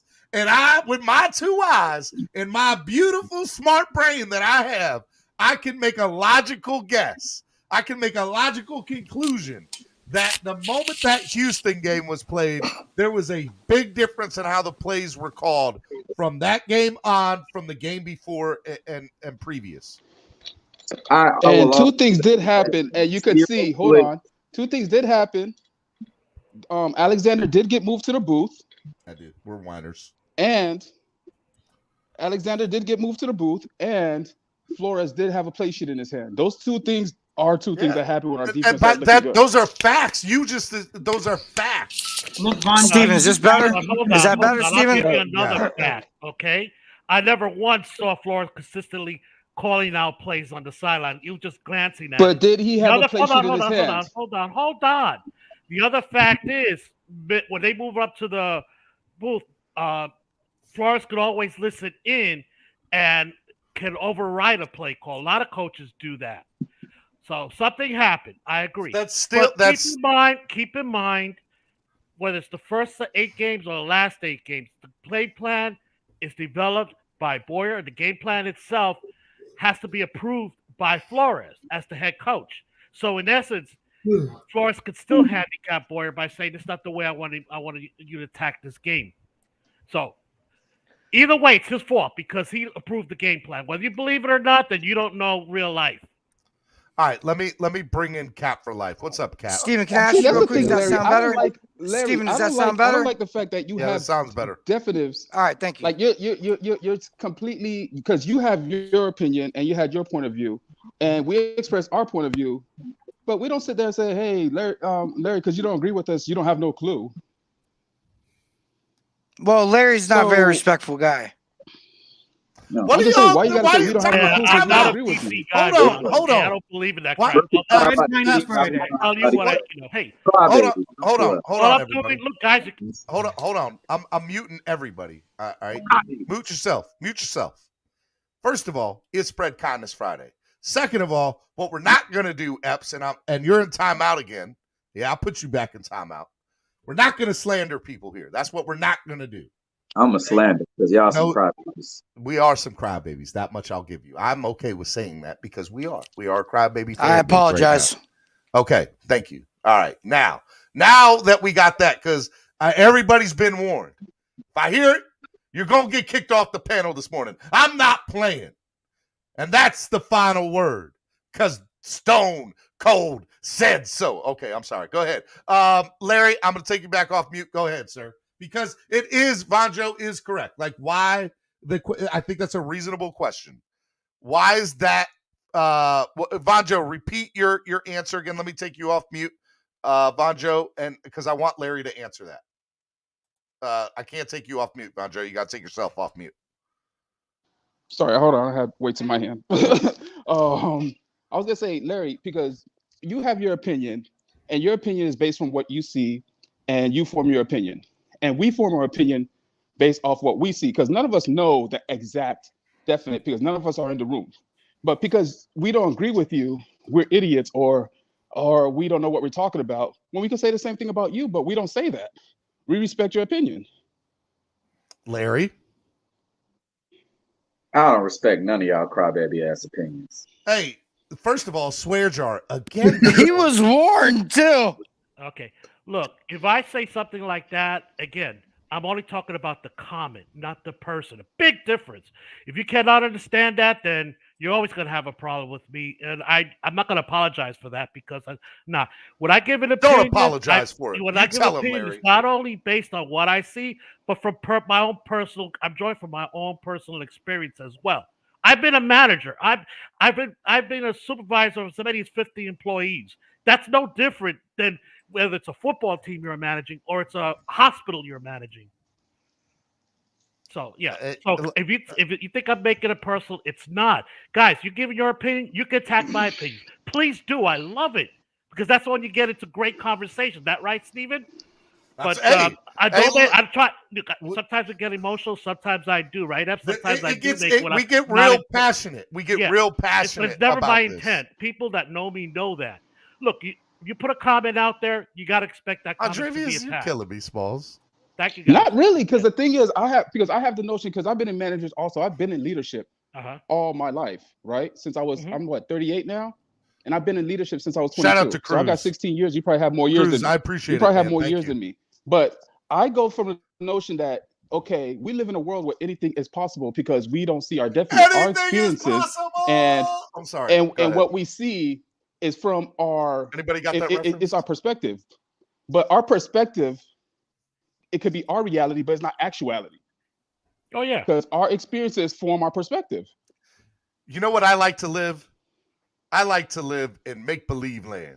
Because in my make-believe land, the Dolphins are the best best coach. I just want to say on team ever. I can't even say Spread it right because I'm in Kindness so much Friday, make-believe. I love you, Von Joe. I really do. Your opinions, your takes, the way you present yourself, the way you carry yourself, Von Joe. You're a very, very respectful dude. I really like you, Von Joe. Yeah, you're very respectful, Von Joe. I like Round that. of But not only applause. that, Von Joe, I want to have a segment with you, clanging and banging with Von Joe. Steven, you got to get some weights, bud. I'm just saying. Bro, I that's what I'm all for it, man. The clanging and banging hour with Von Joe. I like it. I don't know. I don't know if The Rock will like try to get us for using that, but I do like it. Clanging Why are and we spreading positivity right now? We don't do that over here. yes, we do. We spread positivity. Everybody here is amazing. Spread love. Speaking Andrevius, of you know what? I'm gonna be so positivity, positive. I got a message of positivity just for Andrevius. What's up? Oh You Lord, ready here for we this? go. I truly believe that if Tua puts the hard work in, he could actually change his trajectory. Excuse me. No, seriously, no, really. Because I thought about it. I was like, could somebody change their trajectory in life? Because right now we're projecting where he's gonna be, but he could change his trajectory with putting in hard work and things coming around for him. So work hard, play hard. Tua could be the guy. He could become our franchise quarterback. Von Joe, I like how you word could. Could be. Could be. Yeah, you could accidentally walk outside and find plutonium, but it's probably not going to happen, Von. Listen, but I'm just saying, guys, that he could change his projection. He will be the quarterback. Mike McDaniel will be the coach. And if I'm wrong, then we just gonna come back here and cry like we already doing. Who cares? Hey, Andrevius don't care because he has the number one morning show in the world to go to every day. Before the results, like stop crying. But all right, so That's you our know job, what? Andrevius. Let me change the subject real quick. Let me change the subject real quick. Zach Thomas. Zach Thomas. All right, so you're just Zach trying Thomas to get us. getting. See what you're doing, Steven? See what Now you're we doing? get into the meat and You're potatoes. positivity, and now we're all about to be super Now, negative because the Hall of Fame is a damn sham. It's a popularity contest. It's a popularity contest. It's a joke. Not being in the Hall of Fame is unacceptable. It's unacceptable. Zach Thomas has It's more sacks than Sam Mills, who did make the. Do I'm not people surprised. realize that Zach Thomas is a top 7 linebacker in the entire NFL? And he was undersized. And he was undersized. Yes. He had to fight He played with more heart. He played with more heart than More a lot passion. of the other guys that are ranked ahead of him. Look at Sam Mills. Nobody You know even what knows just who he happened? is. Hold on. Zach Thomas has way better stats than him, and Sam Mills just made the Hall of Fame. And let me tell you right now, Brian Urlacher was the Guys. first ballot, wasn't he? And guess what? Zach Thomas has the same exact stats No, as him. Zach maybe Thomas a little has better numbers than Brian Urlacher, who was a they're not first-time better Hall on of Famer. all In some areas. things. In They some were areas. different. Bro, they were different linebackers. I'll be real. I would have took Zach Thomas over But Brian hold on. Urlacher Steven. any day of the week. Yeah, Steven. well, I would have too, but Go I'm ahead, just saying. Vonjo. Vonjo, go ahead. This is the thing. What just happened to Zach Thomas just happened to somebody on our team this year. Because we would all agree that Jalen Waddle should have been a Pro Bowler. 100%. He had Pro Bowl numbers. 100%. Good. But because the Dolphins, because we're so trash, people don't watch us in the media. They haven't watched us. The people that vote for us are not watching us. We're not getting those prime time. Vonjo, I'm clapping Those because prime you are time- 100% on I the missed nail it. on the head. I'm distracted. What did we say? Yeah. You want to talk about conspiracy theories? I swear to God, I think we're being punished right now with everything that's going on. No Pro Bowlers, no Hall of Famers that are all deserving. Like something's up, man. We had one Pro Bowler.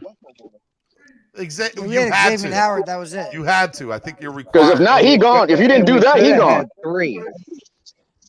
Because But the thing Emmanuel is, Ogbah should have again- been in the Pro Bowl. No, and Christian so should Wilkins Javon should have been a Pro Holland. Bowler as well.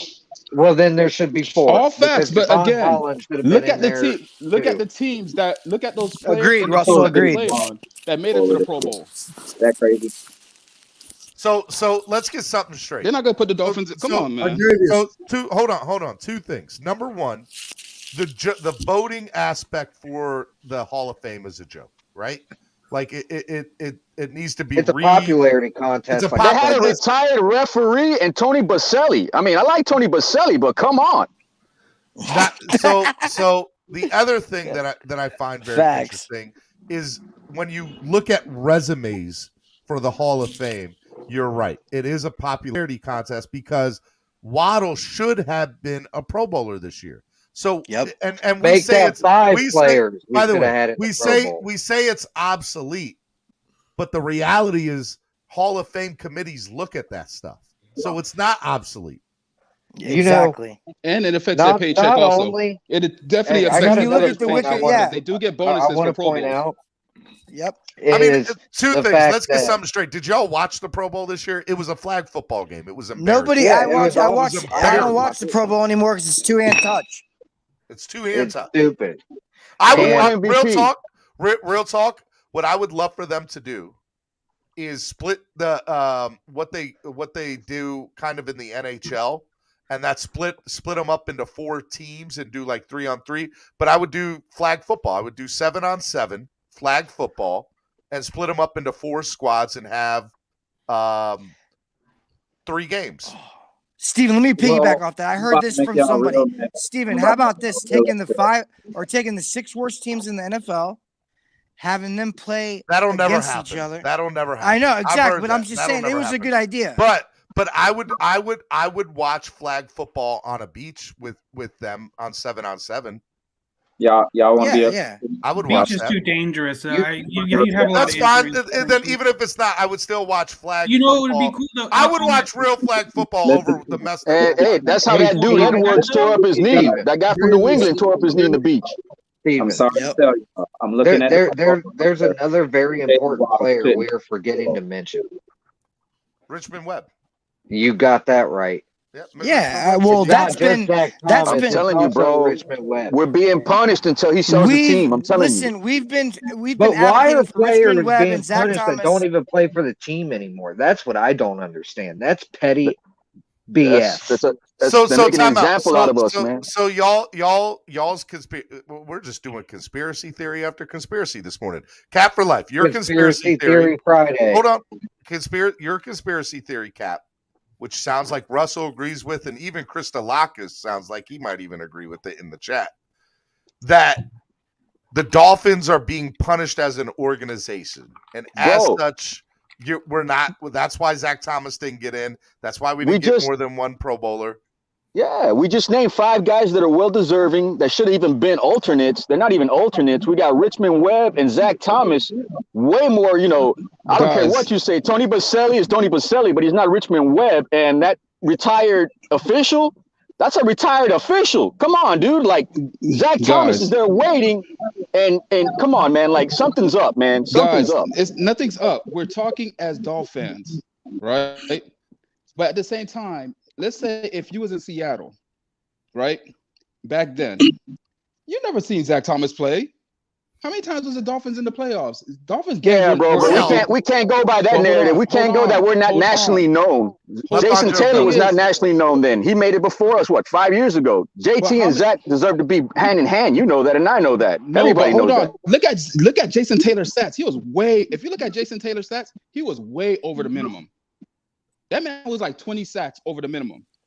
So is Zach Thomas. Outperformed that DN position. Yeah, no one's arguing that. I'm just arguing the fact that we got guys that have been doing things these past 5 years on this team, and we got Hall of Famers, and we're not being recognized for that. That doesn't make sense. Comparing them to Urlacher, but if you look at Urlacher's full resume versus Zach Thomas' full resume, okay, stat for stat maybe, but when you take an actual look at it, that defensive team was on. Like, you remember that team. You remember that defensive team, no matter where you were. Yeah, they got to the Super Bowl, yeah. Who doesn't remember Miami's defensive team when they had Jason Taylor, Zach Thomas, Patrick Surtain, Sam Madison?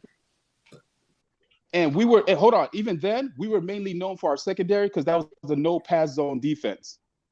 Because Sam Madison and Patrick Surtain were picking everything off. That's what we're known for now. The no-pass defense, right? But hold on. But again, we weren't known for our middle linebacker.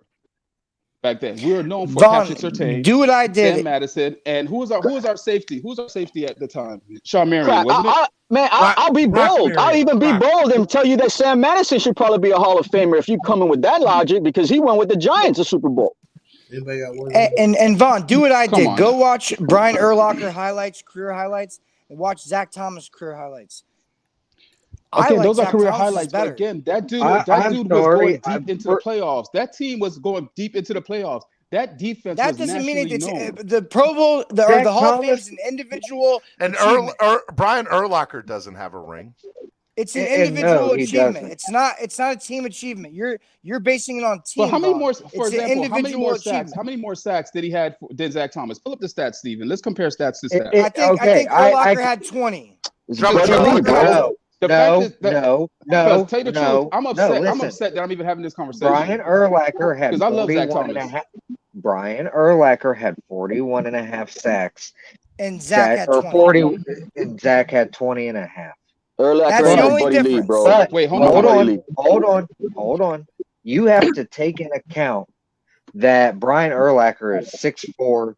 And like 265 pounds. I do not have to. The fact that Zach Thomas is 5'10" and a half. No, hold on. That's the problem. Hold on, Russell. Hold on. No. Russell, they don't care about your size. That doesn't matter. They don't care about your size. Russell, read the interceptions, the tackles, and the fumbles. The interceptions are the same. They both had the same forced amount of fumbles are the same. But tackles, Zach Thomas has more. Yes, Zach Thomas had more tackles, but you want to know what I want to know? This is what I want to know. What about QB pressures? Because that has not been listed in their stat line. I don't know. That's what I'm curious to know. So why don't we have Steven look it up? Hold on. For two things. Number one, how many tackles for loss does you don't tell me have, what to do. I'm not looking up nothing. Number two, Zach Thomas have. Number two, let's get something straight. The fact that we have to microscope this and look at this with a microscope is ridiculous, because Zach Thomas is clearly qualified, overqualified. Overqualified. Here's the thing: he does to be in the Hall of Fame, but he's a household name. It's a thing that I feel like we don't have to tear down Brian Urlacher to lift up Zach Thomas. Like, they're both great players. They both need to be in the Hall of Fame. 100% agree. As simple as that. And I feel like name a tackle in the NFL right now better than Richmond Webb. I can't. All time? Playing right now. Name one tackle that's actually better than Richmond Webb. I don't know if he's better right now. I don't know if he's better to the Hall of Fame, Tony Baselli. Quentin Nelson. I don't know if he's better. He's a guard. He's a guard. My bad. Who's the guy playing for the Rams this weekend? That's been playing for like Richmond Webb was excellent. That's not even a question. The only left tackle that I can even put in the same realm as him would possibly be Ronnie Stanley. Yeah, Richmond Webb was unbelievable. He deserves to be in the Hall of Fame. Guys, I keep telling you, we keep getting snubbed because we're not a winning organization. Plain and simple. Yeah, that There's could no be true, other Vaughn. explanation. Yeah, Richmond Webb is the prime. Well, yeah, example. Von Joe. That's what I'm trying to say, Von Joe. That's pretty much that also. Richmond And Webb also, is that's the it. prime That's the only example issue. We're not a of winning why the Hall of organization. Fame across. Yeah, but you can't argue the scandal. You can't argue the drama. Hold on, guys. Hold on. Go ahead. What were you Go saying, ahead. Larry? Go ahead, Larry. Richmond Webb is the best example of why the Hall of Fame is a joke. Okay. Thank you. Yeah. Four-time All-Pro. 7-time Pro Bowler, 11-year career. Okay. There's no tackle that I know of that has that kind of resume. In the Hall of Fame right now. He was legit. He was a beast. Yeah. He was unbelievable. Yeah. It's a joke. I refuse to get worked up over the Hall of Fame. They're jokes. All facts. They're a joke. I agree, Larry, with you. I agree with you 100%, bud. Yeah, and Andy It's a Woodward popularity doesn't contest. even- It's like a Pro Bowl. All right, real Because if quick. you remember a few years back when Xavier Rhodes played for Minnesota, he played like trash. He was the worst corner, like one of the worst down years ever. And he got voted into the Pro Bowl, and it was a travesty. All right, hold on. Let me bring in Big John Stud. What's up, Big John Stud? Uh-oh. Big John. Hello, sir. What's up, Big John? Big John, are you going to say anything? What up, man? Are you just going to be quiet? It's not that I'm not saying anything. Y'all are talking too fast. Good morning, sir. Good morning. Good morning, Big John Stud 007. I'm waiting for everybody to stop talking so you can hear me. We're all stop talking. The floor is yours, Big John. No. And see, now nobody can hear you because your internet's messed up and you've either muted yourself or your internet's messed up. Let's try it one more time. Hello, good morning, Big John. Okay, there we go. Let me ask you a question. I have an idea for a new segment that you should do, man. I really do. You should start a segment called Dolphin Table Fridays. I'll tell you what I mean. You should have everybody up here who makes a dumb take and they can't come on the panel. That includes me. Take about what everybody says and then you put them all, and they're the only ones allowed to come up on the panel on Friday. You can discuss something. That's what you should do. Since you like to be part of the that's not family. that's not very kind. That would spread kindness. Does it have to be? Hey. Vin Diesel isn't always kind. He's Toretto, and he has to be. I'm trying to think of a line from Fast and Furious. Aren't you always telling me? I ain't still on nobody. Please, no. Please. I live a quarter mile at a time. Yes. Yeah, but Steven ain't doing no quarter mile. Steven ain't doing no quarter Bro, mile. I ain't even doing a tenth of a mile. I don't know what y'all talking about. No, sir. That's what I'm saying. I ain't doing it. This is Brazil. I just think it'll be pretty cool because you'll have 9 people up there, but it'll be the 9 people who made a comment. No, man, my boy we're doing clanging and banging with Von Joe. That's what we're doing. He over here lifting weights like he's somebody. Like he's the Rock. That doesn't sound right. That doesn't sound right. I'm not even gonna get into that, bro. Clanging and banging. Hey, man, So clanging and banging. Clanging and banging always sound right. I love like music. hearing the weights. See, I'm gonna have to get. Okay, fine. Swear dry for me. What type of banging we talking about, bro? Hey, every type of banging is good. I don't know about you, but my wife and my 3 kids in these ways never had an issue with the banging and the clanging, baby. Bang, bang, bang, bang. All right. Now I understand why I couldn't hear you guys earlier. I had the show open and the camera open. Wow, first time. Steven, can we talk about how we feel about our head coach? Mike McDaniel, the floor is yours, Russell. Go ahead. Thank you. So I watched the press conference. So what I took from it, it's pretty simple. The energy was different, something that I haven't really seen from any of the previous head coaches, especially considering the whole narrative that, Mike McDaniel was Gase 2.0 or Philbin, something like that. But he operates differently than both of those coaches. and he is complete polar opposite of Brian Flores. He's a player's coach, a real player's coach. I see a vision with him. He actually gets me excited. Now, the only negative I really have is the fact that he's a new head coach, and number two, I have personally not been overly thrilled with the defensive side of the coaching staff with the way that it's happened throughout this offseason. Now, when it comes to the offensive side, John Embry was an amazing hire. Wes Welker was great pickup. So we have some very key, great teachers for that offense.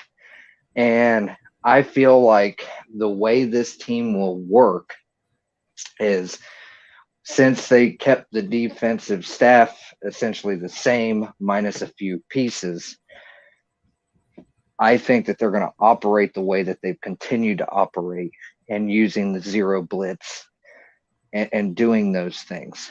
That is the positive of keeping Boyer. So with that being said, I don't really think that the defense is necessarily going to take a step back from what they already are. But I see that the offense is going to take at least one or two steps forward in the right direction. So that's where my positivity comes from, because Wes Welker is going to get the most out of our wide receivers. John Embry is going to get the most out of the tight ends. I also feel like he might have some role with the offensive line, because he's also been an offensive line coach. I don't know if that position's been filled yet. I want Munchak personally. So that's kind of the big question mark right now that's left for me, is what's going to happen with the O-line coach. But overall, I'm optimistic, and I'm more optimistic about Mike McDaniel than I have been about the 3 to 4 previous coaches before. I'd probably go even further than that, honestly. I mean, Cam Cameron. I'll put it this way. He's got me the most excited since Tony Sperano, because even though Tony was a different style of coach and everything, he was very personable. But from this aspect, I feel like Mike McDaniel is a better football mind and a better coach overall. Can I say something, Stephen? Let me say something, Stephen, before everybody chimes in. I think that you're right, Russell, but I disagree, except for one point that to me it annoys that I can't say crap out of him. I mean, I'm not tired of paying Stephen money. I think they should have promoted the defensive back coach to OC. I prefer he left. I know that, but I wish he would have been the offensive coordinator, and they would have just got rid of Boyer. I'd rather have him. I would prefer that guy to do it. You mean the defensive coordinator? Yeah, I would have preferred Gerald Alexander be promoted as well. I agree with that. I agree with that. How big a piece was he? That's the big question mark. It's actually a big question mark. I'm going to tell you why. And this is going to prove to what Big John's saying right now. That's the biggest piece, man. If what his wife said on Twitter is true, and he had more involvement with changing over that defense after the 1-7 start. Gerald Alexander, right? Yes, his wife came onto Twitter and made a post that he started going up into the booth. And did you notice things changed? Do you really think the play calling changed because of flow? And essentially put that out there that it was almost implicated or set up to where he was the one actually calling the plays after the Dolphins defense changed back to what they were. It was assumed with that. Two things. Number one, I respect the man wife got him fired. Yeah, look, it is like that. It ain't the first time that's happened in Miami. Hello, Grimes. Hello, Miko Grimes. Damn, I was just saying she's a new Miko Grimes. Dang. Yeah. But what I'll say to this is, I think that the Miami Dolphins have a circus around the organization. And when you decide to keep somebody like Boyer on your staff to the head coach, it makes me think that there's something else in play here. And that's what bothers me. No, it's not that. It's not that, Drubatron. I see what you're doing. I think that when you look at it, it bothers me, man. Because as a new head coach, there is no logical reason to retain a defensive coordinator from a previous regime. There's none. I wanted Vic. I wanted Vic Fangio. I think it. Vic Fangio didn't want to come here. He didn't want to come here. Why would he? Wait, time out, Steven. You tell me why not. I mean, if you're playing defense and you're playing chess, but let's just say instead of having one queen, you have four, because you have Xavier Howard, Byron Jones, Javon Holland, and Phillips. Why wouldn't the you second? Because two things. The roster is enticing. The roster that's a fair statement. But you need more than an enticing roster to come here, okay? Yeah. Let's wait and see this guy's Rolodex. Look, no, I'm not saying you're wrong. I'm just asking the question. Big John, I want you guys to excuse the other thing I'll say to this, Big John, Bonjo, you can go after me. The other thing I'll say to this, to cap for Life's point, I don't have any issue with what he does on offense. I've already heard what I wanted to hear from him. I'm calling the plays. So whoever he brings in as the offensive coordinator, he's doing it to groom that person. Point blank. What I have a problem with is the same thing I had a problem with Flo, where you're not like your expert, which is the defense for McDaniel. You have a good one. Good to see you, MCJB. What I have a problem with it is have a good one, brother. You did not bring in a veteran coordinator to your defensive staff to oversee the operation on the defensive side. You are taking somebody that is left over from a previous regime that, by the way, had so many question marks and red flags with it. I ain't gonna let that not make sense. What do you mean you're not going to let that slide? Why do they? First of all, y'all talk about we got an elite defense. They don't need an elite coach. What are you doing? Do we have an elite? Do you remember the first 8 weeks of the year? I do. Yeah, I remember. The fan base can't seem to, because they say the defense carried the team the whole year. You don't think that was coaching? Steven's saying that Mike McDaniel's doing the same thing. Do you want to know why I think it was coaching? Because guess what didn't change, fellas? The players. Same players in the first 8 weeks to the last 8 weeks. Jalen Phillips was on the side. Steven, I gotta go out, buddy. I just want to make a couple of. I'm gonna disagree there, Steven. Jalen Phillips was not playing a lot. Yeah, Javon Holland, they were learning. Oh my God. Javon Holland was playing a lot during the first half of the season. Xavier Howard and Byron Jones and Raekwon Davis half of the season. Yeah. Whatever, Andrevius. Go ahead, Larry. Am I not speaking fact right now? Is this not factual information? Steven, I gotta go. A couple of. When I lie, raise your hand. Can I speak, Steven? I gotta go, buddy. Listen, first of all, you Mike Munchak lovers, I suggest you investigate his background, because if you're gonna bring in a Mike Munchak for his offensive line coach, McDaniels is gonna have to change his scheme, the way he thinks about scheme. Munchak is a pure gap power running football coach. Okay, one of the reasons he was let go of his last job because of that, the team wanted to go to more zone scheme blocking than that. He didn't want to do it. Number two, you know what I'm really pissed off, Steven? I'm going to tell you right now, buddy. I'm sorry, it's kind of spread. What really grinds your gears, Larry? Because people like you, me, TD, DDW, Reason, we have to beg you clowns out there to hit the like button. Ah! Damn it. What's the matter with you clowns out there? I know. Over 100 people watching, only 57 likes. That's likes. I know. You should be at least in the 70s. I should, or 80s. Yeah. I should be at the 80s. I think you and I could agree. These people are being clowns about that. Yeah, man. You got clowns if you haven't hit that like button.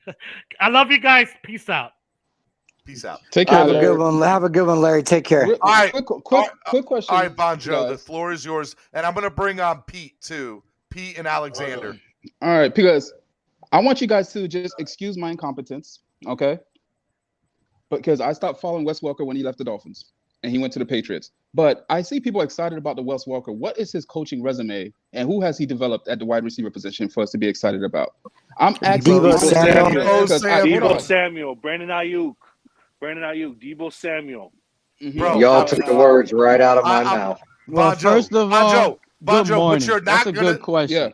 Hold on, Pete. Ain't nobody talking to you yet. Bonjo, what you're not gonna do, Bonjo, is come up in here and be disrespectful to the man known as Wes Welker. Okay, the man is a genius. No, he's asking a question. Steven, I came in humble. He was genuinely asking a question, Steven. He wasn't being disrespectful. I know, yeah, he was. I got first thing he said. There will be no. First thing that came out of my side. None Wes Welker is excuse my. It's not his fault. He can't. Von Joe, this is Pete talking, and there is plenty of concerns already with this coaching staff. Okay. Oh Lord, here we go. My God. Conspiracy theory is gonna be so minute. This is you guys have no idea. Crying. Listen, I have already converted into Tesla. I'm not going to the gas station anymore. I now charge up, so I got a new source. That's where it's. Hey, no, this is what I honestly been so Your gas down, station guys. Source is no longer valid. Yo, he's fired. Hold on, Pete, I fired him. You almost killed me a while ago, man. I started laughing. I almost dropped those weights on my face. Hey, check this out. Von Joe, I understand your concerns when it comes to the Wes Welker being hired as a wide receiver coach, because the question you just finished asking has a lot to do with it. He's an inexperienced coach. I'll tell you what I do like, Von Joe. One thing I do like about Wes Welker being our wide receiver coach is that guy has been in a wide receiver room. He has played with wide receivers, and he's played the game at the highest level in the NFL not too long ago. So he knows like the newer NFL and the pass, how they want it pass happy and stuff. But he really hasn't had time to develop anyone. So to answer your question, Vaughn, he really hasn't had a chance to develop any wide receiver. And if anybody sits here and tells you Debo Samuel and Brandon Ayuk, he didn't develop those guys. Those guys are already really good coming out of college, okay? But other than that, I mean, he just has to put the work in, and we're going to find out if he can develop guys like Lynn Bowden to be a star. Maybe he can develop a guy like Mac Hollins to be a star. We don't know at the end of the day, but because that was young my question, and he has no experience. Because Ayuk was good coming out of college. He was projected to be a good receiver. Yeah, and he was Debo Samuel, second round draft pick. The question is, though, guys, start running the ball out of the backfield. Here's the thing. Here's the thing where I want to ask this guys. What I'm going to bring to this panel. Okay, the Wes Welker hiring is probably one of the best hirings that he's done. Alexander, I'm going to interrupt you 1 second, Alexander. I'm sorry. Just give me 1 second, because I have something for Pete. Put yourself on mute, because this is for Pete. This is for Pete. For me? This is for you, Pete. You ready, Pete? What's up, buddy? I don't think you are ready. I don't think you are ready. Okay. I don't think you're ready. Here we go. Let me see. Mr. Madison, what you just said is one of the most insanely idiotic things I have ever heard. At no point in your rambling, incoherent response were you even close to anything that could be considered a rational. Everyone in this room is now dumber for having listened to it. That's fine. I award you no points. That's and fine. may God have mercy on your soul. But I'll let you play it. Look. I want you're gonna have to play it again. Would have done Check just this fine, out. but then Pause that, because you're gonna have to play it again if you really want to hear a take. Hold on, Stephen. Hold on. I cracked myself up. Hold on. That to me Shots wasn't fired. even funny until it's funny right now. This whole entire fan base is out here happy with the McDaniel hire. This is the worst hire I have seen the Dolphins do in the last 20 years. Okay? And I'm going to call this guy out like you guys wouldn't believe. Now, I have a bunch of Dolphin fans on the panel with me, right? Let me ask you guys a question. Is Mike think you're on the panel by McDaniels yourself right now. Hold on. Is Mike McDaniels an innovator and a creator? Yes, I think he is. I'm asking y'all a question. I think he is. Okay, that's a good Yes, he answer. is. But we got Did you 8 know he other called people on the plays panel. different? From San what's Fran. been rumored. Watch He this. called someplace in San Fran. Hope we know that. Mike McDaniels, I'm about to wake up this entire fan base right now when I'm done with you guys. And I'm going to prove to you guys how bad of a hire this is and why we are the laughingstock. So, Russell, I haven't heard from you. What's your answer? Nobody wants to talk. Y'all just want to hear it, No, right? I'll say it. Yeah, I'll say Russell. from what I've seen and what I've heard, Pete, I would say yes. I would answer yes. But why? I'm going to pound the table and say this. Why is this such a bad hire? Like nobody. Alex, like you're one of the biggest two. I know you said why. Alex, you're one of the biggest tour guys. Matter of fact, I heard when you sell the phones, you give a tour phone screen away with it. So damn. This is the thing. The tour guys out here are the only guys liking and pushing the Mike McDaniel hire. Will this panel agree or disagree with that take right there? I disagree. No. Hold on, Alexander. I disagree with that take. Okay, Mike. Take. Okay, Steven. There are plenty. But there's other guys up there. Hold on. You disagree, but Pete, is it does okay anybody to be, agree? Pete, is it okay to be okay with Mike McDaniel because I don't think Epps. that we could have got anybody else? Okay. Epps, No, this is the thing. This is what I'm telling you, Epps. How many times have I told you that if Tua does not succeed, that I'm okay with moving on from Tua? It's a wasted year, Alex. It's a wasted year, man. Look, nobody wanted to come here and coach Tua. That's what I'm saying. We got the last of the last. There's a reason nobody interviewed Mike McDaniel. By the way, There's a reason. you want a conspiracy? Hold on, Pete. Nobody Let me interviewed Mike interrupt. Tomlin. Pete, let me interrupt. Mike Tomlin. Hold on, guys. In 2008. All right, hold on. I actually want to. Pete has a very, very amazing point. I'm not even done, Steven. But watch. So I promise you, I'm only like 15% done with this guy. All right. So I said in the press when we were watching the press conference yesterday on Dono and Daniels, it was said out that, hey, I wasn't really. He said two things that contradicted themselves. Number one, he said, this was my dream job. I was so excited to have this job. This was my dream job. But 5 minutes later, in another question, he goes, also, I was never really thinking about becoming a head coach. That wasn't something that I aspired to be. And it wasn't until the other people decided to tell me that I should take this opportunity and see what it is. Because the Dolphins were the only one that called. They contradict themselves. And they said the Dolphins were the only team that called. So you want a conspiracy theory? It's not far-fetched to think that Pete with that conspiracy theory is okay. So let's go ahead and say. Let's go ahead. Oh, everybody, guys! Hey, everybody have a blessed day. I gotta go, man. I gotta go. Y'all have a blessed day. Here, Epps. All right, Epps, have a good one. So let's just say this then.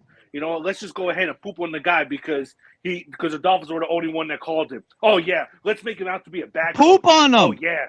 Oh yeah, he's going to be a bad coach. Oh, that's a negative hire. The negative this. Alex, let me explain something to you, bro. Go ahead, Big John. Go ahead. All I was gonna say was that doesn't make any sense that he didn't aspire to be a head coach because if you look at his tweet from 2005 and if you look at his tweet and read it, and it was put all over television, he said that he wanted to be one of the greatest head coaches to ever coach football. Basically. Oh my God! Hey, Steven, don't you want to be? Hey, Steven, he never thought about it. That's what I'm saying. That's what I'm saying. I'm agreeing with you guys. It doesn't make sense. God damn it, let me talk for a second. Shut up. Go ahead, Big John. Big John, go ahead. All right, I'm glad I get people mad because I'm mad. 2005. I'm not mad. I just want you to be quiet so I can talk. That's why I don't come up here. Because I go to talk and 15 people are talking and I can't talk.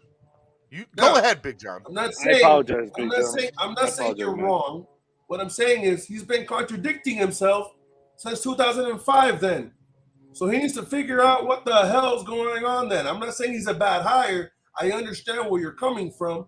I would have preferred Daboll. I've been saying Daboll before McDaniel. When Daboll got taken, you're going to a point I wanted to bring up, Big John. Look, this is a point I wanted to bring up. This is how we know we got the bottom of the barrel, the last crust on the box. Okay, this is how we know. We were first targeting Brian Daboll, and he didn't want us. Let me ask you a question. Go ahead, Pete. Before you I'm say listening something, to let me you. ask you a question. Do you think After Big John, after Pete, I'll go. Maybe do you think maybe they saw something or heard something? Forget Tua for a second. Bro. Do you think maybe he showed them something or said something that made them say, we want Mike McDaniel over Daboll, which is the reason why they took McDaniel? Because I was under the impression. I'm going to tell you everybody why. I know exactly why we got this guy. If you pay attention to everybody, the only coach that came in with a beautiful baby, literally, was Mike McDaniels. You're going to tell me Stephen Ross didn't see his baby in the interview and say, look at this girl. Look at this precious new baby dolphin. He had to do that. This guy, look, come on, bro. He hired it because this guy took the baby to the interview. Can I just have 2 seconds? This is worse than So what he say? So if I take my daughter in, that means I would be the Dolphins head coach? Did you not see? Hold on. Bro. Wait. Time out. May I say Time out, something? y'all. Steven, No, I want to go everybody real quick. needs to put yourselves on mute because that was. I gotta play it again because that was. Mr. Madison, what you just said is one of the most insanely idiotic things I have ever heard. At no point in your rambling, incoherent response were you even close to anything that could be considered a rational thought. Everyone in this room is now dumber for having listened to it. For having listened to that. I award you no points. And may God have mercy on your soul. Have mercy on your soul.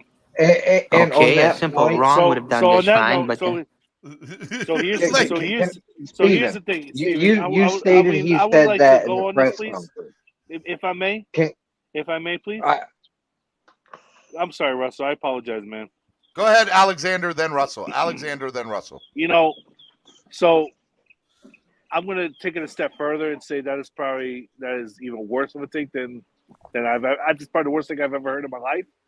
But let me. So the thing about this is that. Alexander, the worst I'm thing going to let you know this right now. Well, because here's the thing.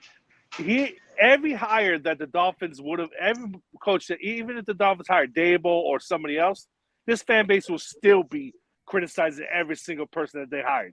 Even if they hired Jim Caldwell, the fan base that's would have not found true. the problem. That's not true. Look, because I'm not done. Pete, let him go.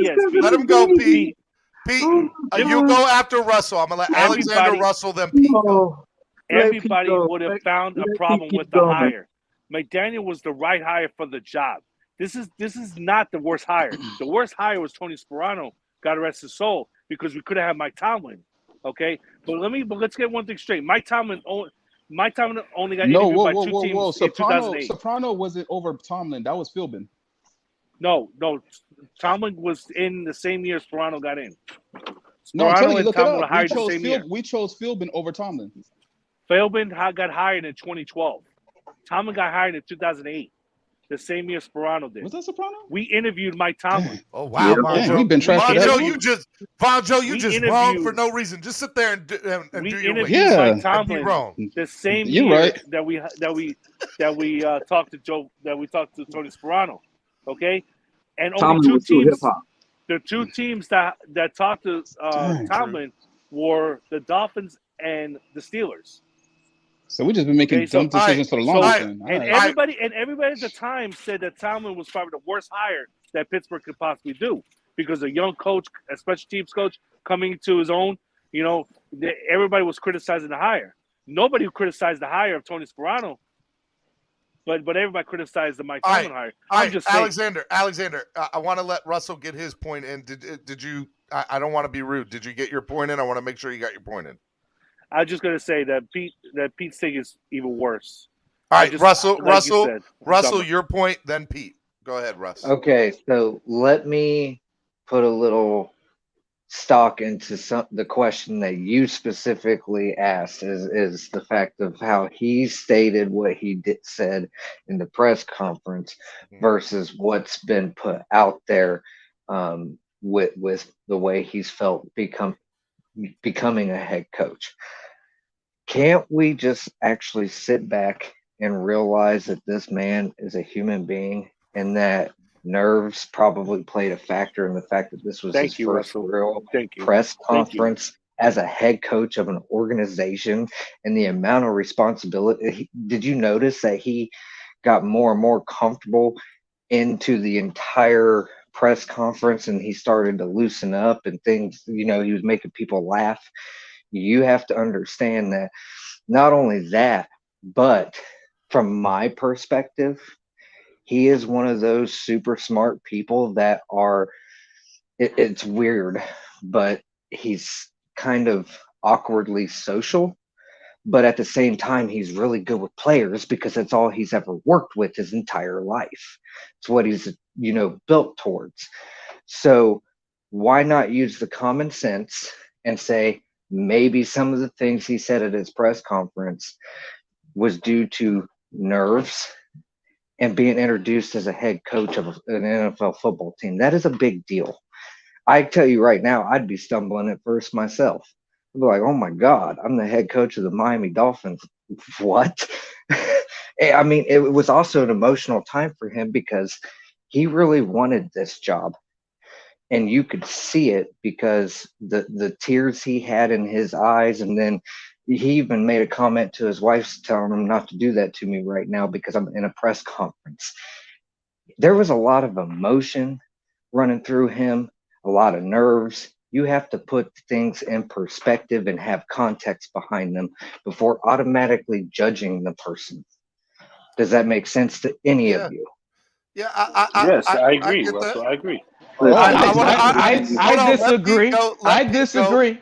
Pete, the floor is yours, Pete. Hold on. Give me 2 minutes. I'll be back. Let those guys talk. This will be real quick, Pete.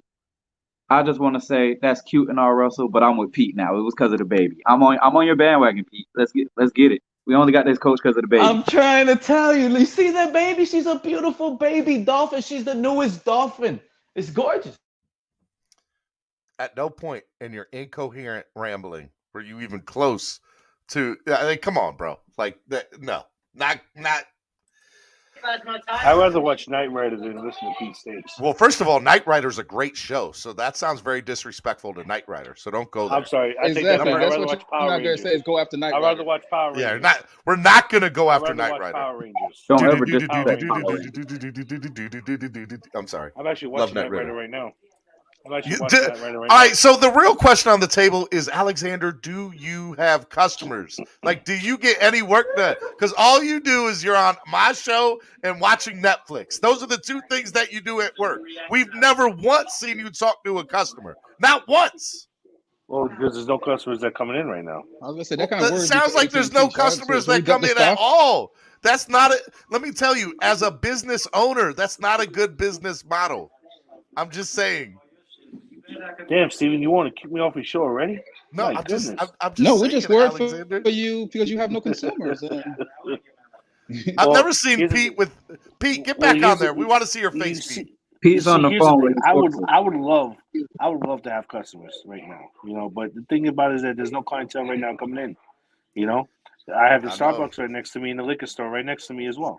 You would think that between a Starbucks and a liquor store, you should have customers. Hey, Pete showing you here at work. AT&T. Let me tell you something. You want to know I'll tell you what he's not doing. He's a good store.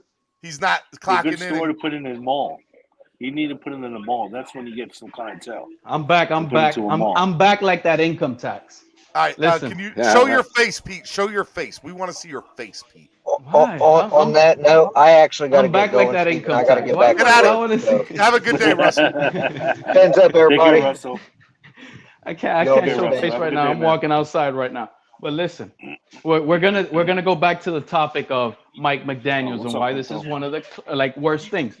And when I sat here and asked you guys, do you guys feel like this was a solely purpose Tua hire? I mean, only one person really answered, Steven. He doesn't say it's only for Tua. Okay, that's fine if you want to disagree.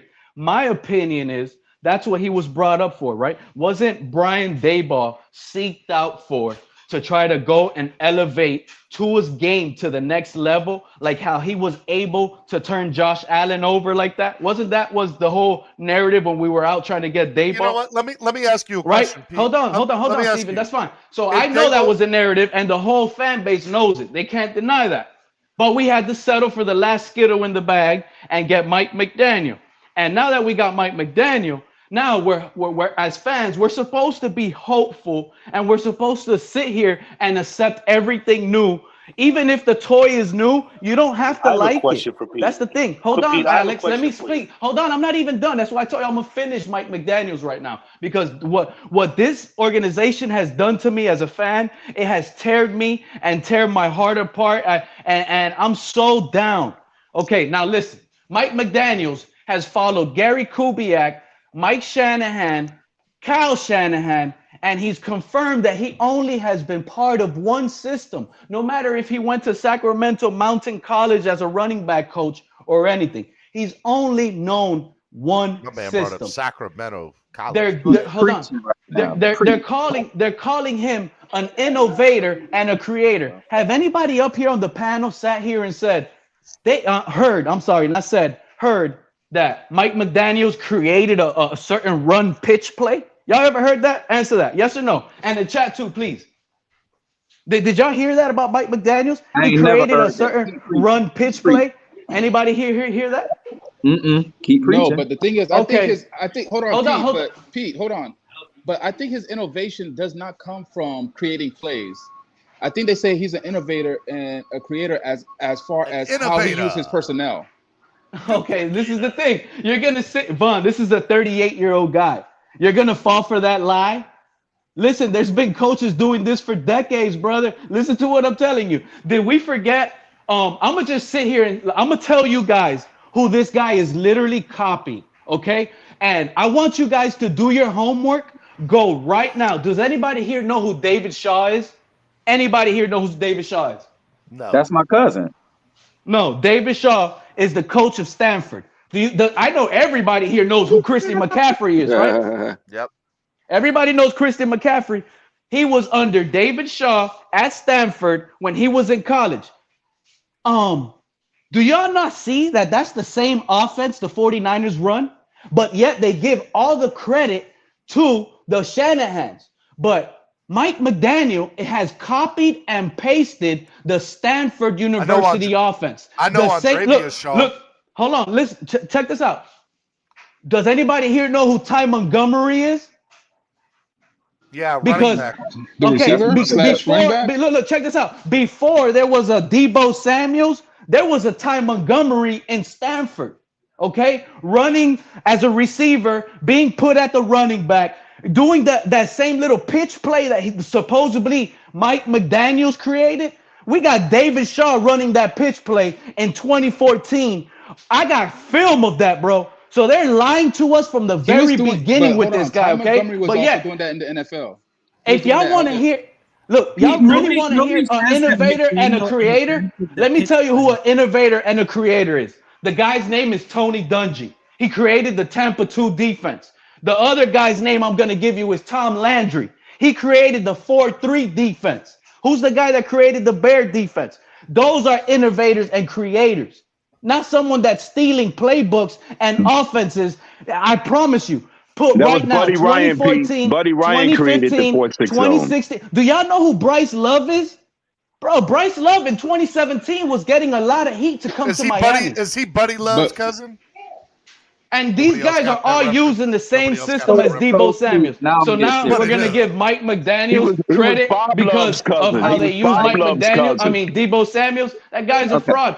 First of all, anyone that will try to convince me and tell me that Kellen Moore would not have been a better hire, let me explain to you why Kellen Moore would have been a better hire. He understands quarterbacks better. No way. He understands. Kellen Moore Kellen Moore has put on pads. No way. He's actually played the game and he's made it to the highest level. I don't care if he was a star in the league, Steven, but he knows the ins and outs. And if we wanted a coach to come in, hold on 1 second, please. If we wanted a coach to come in here and take Tua to the next level, then we should have trusted a quarterback that, has been doing fairly well as a coordinator. This guy, Mike McDaniel, he has never done anything for a quarterback. Nothing. I'm putting you on mute for a sec. Okay. I'm out because I gotta go, bro. My mouth is getting dry. Don't walk away. I'm getting hot. This team has me hot, bro. You can't make a statement like that and just walk away. No, sir. You got to stay on for this. Alexander, hold up. I got to say something. I want everybody in the panel and in the chat to go watch Stanford David Shaw's offense, and I promise you that's what we're gonna get. Bubble screens, and more screens. Pete, but you can't walk away, Pete. You can't. I'm not saying that that he created everything, but to bring it to the NFL, if it wasn't already an NFL concept, is innovation, whether he took it from somewhere else or not. Not only that, Pete. What do you mean? They run the Wildcat. David Shaw runs the Wildcat in Stanford. We ran the Wildcat. Okay, and we was innovative for bringing that to the NFL. So now it's innovative because they use Deebo Samuels in the Wildcat? Come on, man. I'm telling y'all fall for anything. Be honest with yourself. Pete, be honest with yourself. Be honest with yourself, bro. Are you sitting here telling me, because what I hear you saying is that you think Kellen Moore would have been a better hire than Mike McDaniel? He would have been a better teacher for Tua.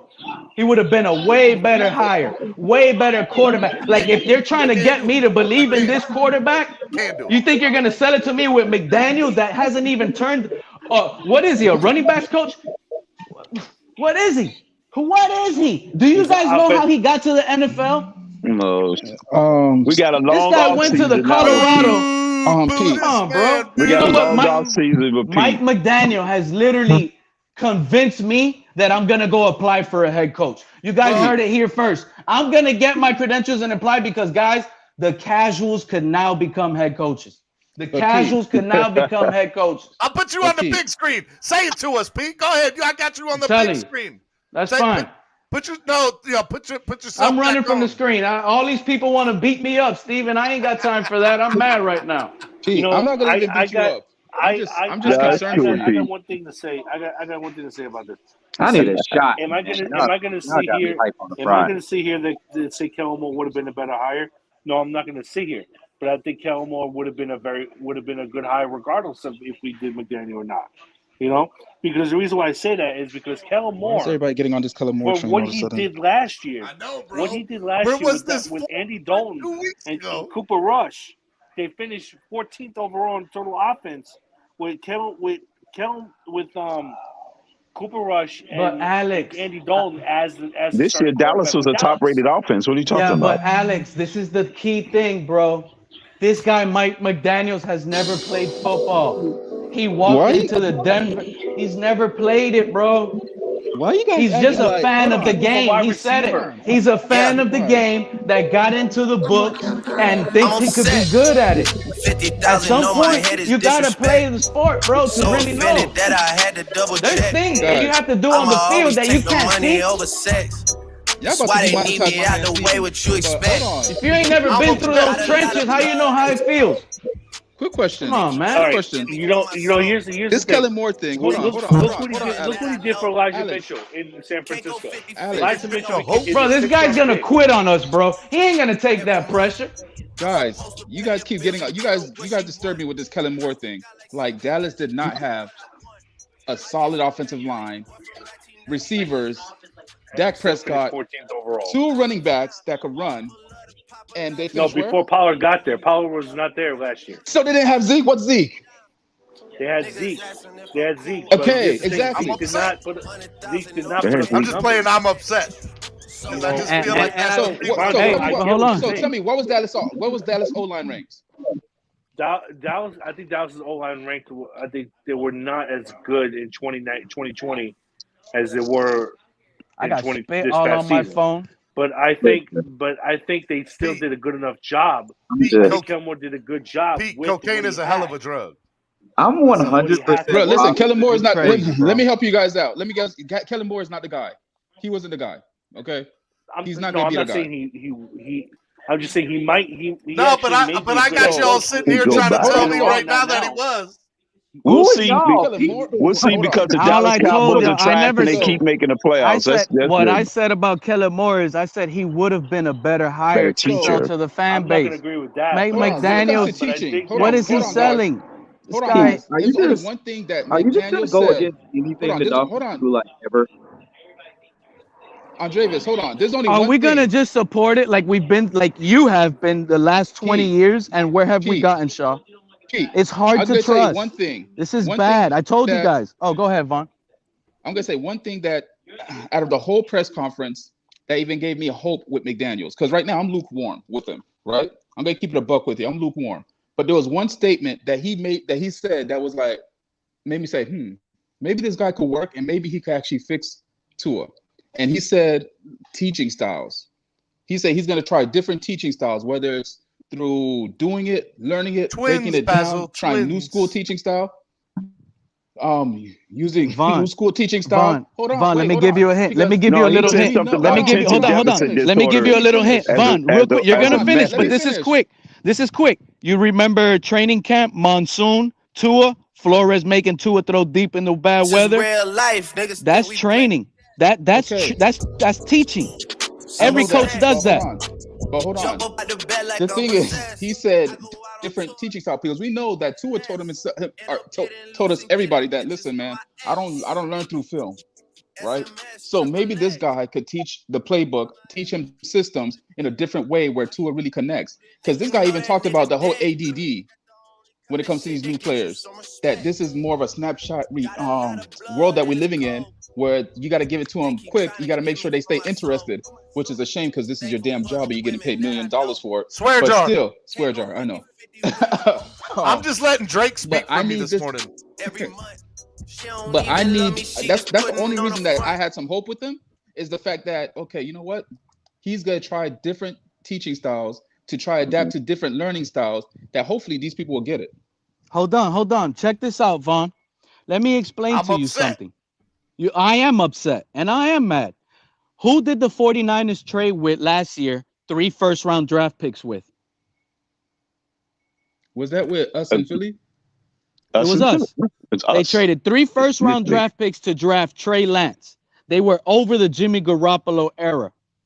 What did Mike McDaniels do for Trey Lance? Did he help him? Did he help him get on the field? Actually, this is 3 first-round draft picks. And when Jimmy got hurt, Trey Lance actually took control of that offense when he came in. He actually Alex, if he really took control, he would have never got back on the bench. Okay? Listen to what I'm telling you. Kyle Shanahan. If Trey Lance got his opportunity, Jimmy G got hurt. He just couldn't do anything. So therefore, Trey Lance had to go back on the bench. If Trey Lance would have been playing at a high level, they would have kept rolling with it. Listen to what I'm telling you. Did they win any game? Mike McDaniels couldn't do anything. Of course, they win any game. You're telling me? Hey, hold on. Hey, Vaughn, you spent $100,000 right now on a Tesla. Do you want to drive it? No, I hate Tesla. Hold on. Do you want to drive it? Or you're gonna still drive your old car and waste money on gas? Exactly. Jimmy Garoppolo was the starter, and Kyle Shanahan wanted to roll with Jimmy G over Trey Lance. Bro, when they had Trey Lance won 3 games with them at the helm. Alex, when Garoppolo got hurt. All right, hold on, guys, hold on.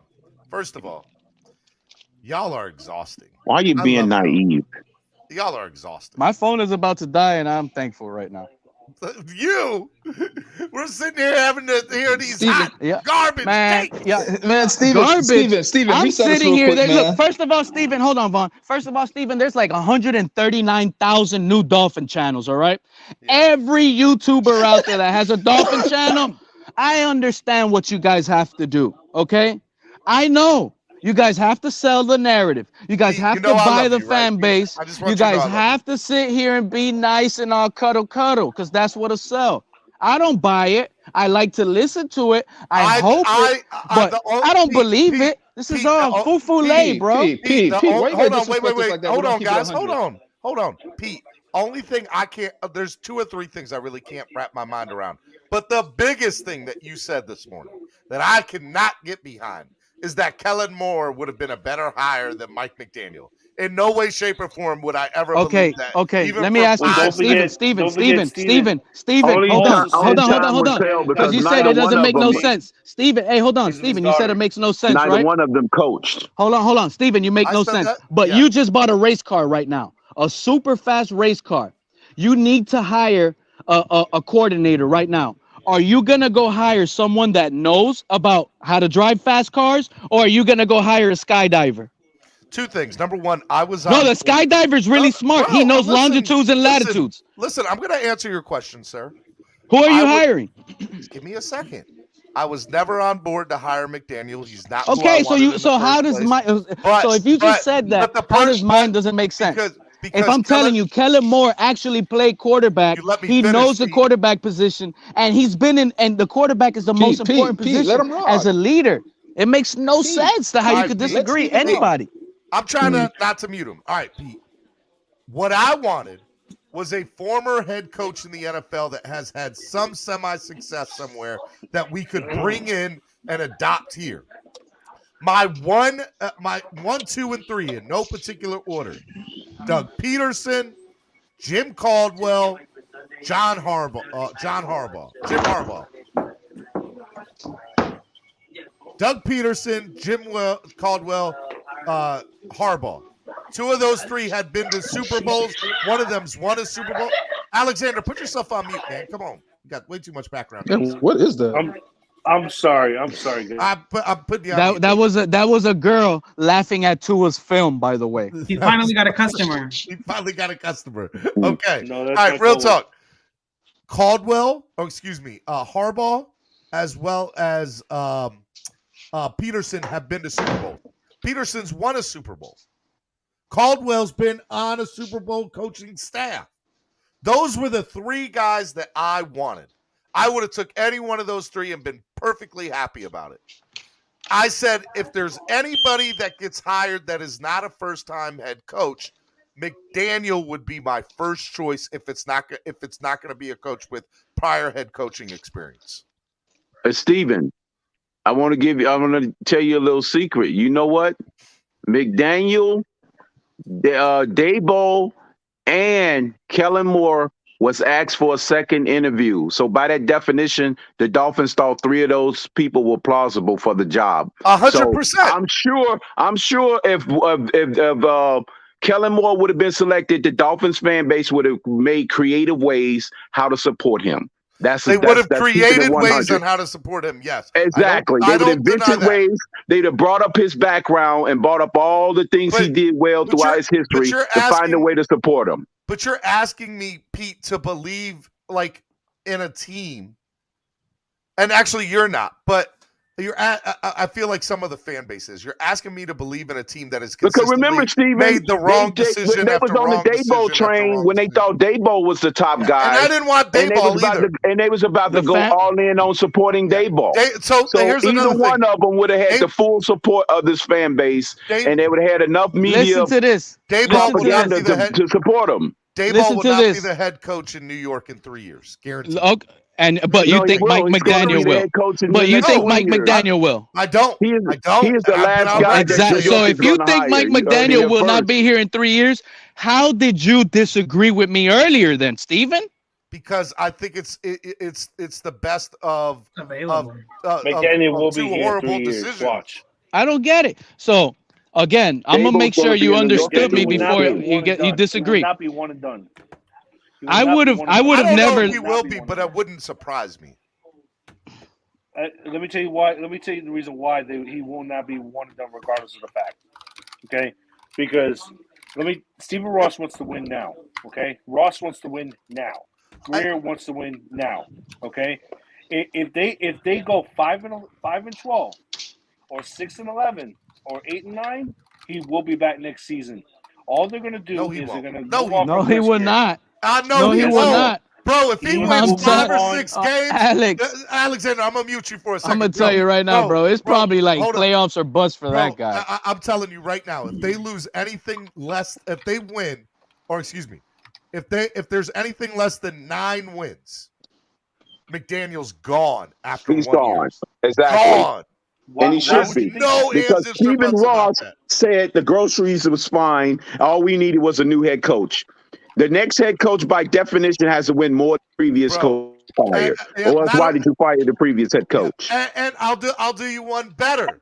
If Stephen Ross sells the team and or is forced to sell the team, McDaniel's gone after 1 year because the next owner comes in is gonna want to clean house. I already told you guys. I don't know why, but my Uncle Ross will never sell. I keep telling you guys. See, that's part of the problem right there. But you can be forced to. Yeah, I'm First a of little all, mad he can't. Pete, let's get something straight. I love you, but I Steven, think your takes are needed, but I'm Well, pulling you my guys hair. don't- There's a reason I wear a hat every day, man, because I'm losing I my know hair because dealing with Because like I said, bro, you and the other What if I should get Olive 154 Garden for lunch? channels, What do you guys think I you should get guys for lunch? only want to bring up the what you guys hear. Alexander, we and don't only care the what you want positive. for lunch. The Kellen Moore would have helped Tua develop into a quarterback better than what a Mike Perhaps. McDaniel can. Perhaps. That's all I'm Hey, saying. look, this And is- he I've could have been showed. quiet. Listen, That's he could have a also possibility, showed him Pete, how but to that's be not a guaranteed. leader. real quick, because Pete. I gotta go. You It's not a know? guarantee. I That's just feel like this possible. talk- All It's right, not time out, guaranteed. Guarantee. Time out. We're gonna do final I thoughts gotta of the go. day. We're gonna do final thoughts of the day. Okay. Bonjo, final thoughts of the day, because I'm losing it. Listen, guys, everything is. Listen, the funny thing is the way this stream started from. And you drug owe to the take swear jar, to where Bonjo. we- You owe to the swear jar today, just so you know. That's a fact. That's a fact. I'll take care of it shortly. But just to know where this stream And if started. you haven't from hit where that like drug button, take is- Bonjo, you better hit that like button. I'm gonna keep interrupting you. I did. I'm sorry. So from Sorry. where I'm Drug upset. started with his conspiracy to where we at with Pete, I mean that just Oh, what's proves my- that Drubbatron? just- I gotta hear Drubbatron's conspiracy Hold on, you because I've got been missing. listen. That proves that my statement was anything is possible. Anything is possible with this. team. Anything is possible. I didn't hear Drubbatron doing that, but This is what y'all do here. Guys, Y'all I love Drubbatron, you gotta spew We it, got baby. Spread Kindness Friday. I want everybody to have a safe and positive weekend. And Monday, hopefully, we hear good news and not interesting news. Because I'm full with interesting and bad. So I just want everybody to say. Clanging and banging. On Monday, Bonjo, it is And- spread kindness. Hold on, Bonjo, it is Spread Kindness Friday, so you need to say something to motivate the people in the chat and the listeners. To motivate everybody, listen. He does have. He's bringing a new teaching style. I didn't say And we about have a us. whole It lot could of have been young about me. You could have been kind about. You could say something motivated. What that I the say, Clockers, Chef, is an amazing Listen, is an I'm amazing show. saying- Listen, that is true. I don't. That's without saying, Steve. Come on, everybody. Green knows Rat. This is amazing. Show. Green That's why Rat so many says I. people tune in. Green Rat Tune in. says I get the dislike button today. I'm just saying. See, I haven't Rat is even a heard the hater. like button But- for. Andreas, are you drinking I do like already? Green Rat. Green Rat's my boy. yes, that's what y'all make me do. Yeah, this is what y'all drive me to. Y'all drive me to. It's 5 o'clock somewhere. It's 5 o'clock somewhere, bro. Yo, And listen. Andreas, who drives you to there? The Dolphins. Pete, you started drinking when Pete got here. The He's Dolphins like, fans do he's this. like, I don't know about y'all, but I Yo, can't with listen, y'all. man, I gotta go, man. I love you guys. Stay up, fins up, Hey, all that. You Bon, guys have a be blessed safe. day, man. See you on Likewise. Have a Monday, good Bon. one, Bon. Later, Bonjo. Have a good day, bro. All right, who wants to go next on final thoughts of the day? I'll go Listen. next. Okay. All right, Okay, go all right, ahead. and- I'm and- listening. and- No, I want to listen. I want to listen. Andreas said listen. All right. And when you guys are doing that, you guys need to you need to promote them hitting the like button, donating the channel, helping the channel grow. That needs to be part of your final thought. All right. Final thoughts of the day. Stop being so down. Can we let the downness happen before we're down? Second of all, donate to the channel. I paid my swear jar fee today, so I think I'm good. Have a drink with your boy. You know what I'm saying? It's Friday. The work week's almost over if you got a regular 9 to 5. Have a drink with your boy. Enjoy being a Dolphins It's the off season. It's the time for fake hope. This is the time for fake hope. If there's no other time for fake hope, then when is it? The off season is when it's supposed to be. So just have a drink with your boy and pretend like everything's gonna be good. And if it doesn't, then we can cry about it later. I'm not gonna cry about it when I don't have to yet. What is wrong with you people? If you want to crown them, then crown their ass. Never mind. I'm not gonna say it. I don't want to get a swear jar. God bless. I don't even. Hey Shaw, I don't even want to see this guy get his first game in before he's fired. It's bad. Krista Lacka said you drip. Krista Lacka said you sipping on Mott's apple juice, son. This is actually whiskey and lemonade. Thank you. Ooh, he's already got a whiskey and lemonade. Man, early. Hey, but let me ask the fan base: what's the name of our second head coach? The brown guy? No, because we have two head coaches. We have an assistant head coach. Exactly. We have two head coaches. Coach. Yeah. What's his name again? Ben? I don't know. I don't know. All right. Are you done, Andrevius? Yeah, I'm done. So they didn't. Hey, get out of here, Andrevius. Love you. So I guess the media didn't sell the second head coach we have. They didn't sell him good enough for us to even talk about him. Pete. They did a wonderful job with Mike McDaniels. Pete, final thought of the day, please. Final thought of the day, Pete. Final thought is, Dolphin fans, I love all of you guys. You guys don't have to sit here with me. I'm on a lonely ride to hell. And it's just like, I can't seem to like anything my team does. I really can't. It's not me. I know it's not me. A lot of it is all you guys. Every time I come on YouTube and I hear things that don't sound like it's true and it just ticks me off. But at the end of the day, I love all of you guys. And for Spread Kindness Friday, I want this whole fan base to understand I love each and every single time I get to jump on a panel, talk, give my thoughts. And best of not, I can't wait to go to the games and bless that newest baby of the whole fan, the newest, the head coach's daughter. I need to know that girl's name. We don't know her name yet, I guess. But that's the newest baby Dolphin. You guys are hearing me? There's a baby Dolphin. This is the baby, guys. This is who. Forget everything I said about McDaniels. We got to have this baby see a Super Bowl. Matter of fact, we got to dress her up into a little Dolphin at home game. She needs to be a star. That baby is beautiful. God bless his daughter and his whole family. And God bless all of you guys here that are here with me. And have a blessed day. Bye. Bye, Pete. Bye, Pete. I love you, Pete. Pete, I love you. Pete, say I love you back. Oh, I thought you kicked me out. I love everybody. I love you. And you didn't say anything about the channel. Like you didn't tell people to go do stuff. Because nobody listened to Andrevius. I'm gonna tell y'all right now. Listen to what I'm telling you. If y'all hit that like button, all the negative stuff I say about this team is completely wrong. How about that? Oh, he said if y'all donate. He said if y'all donate $100. And if y'all donate, Tua goes to the next level. He's better than Mahomes. Watch it.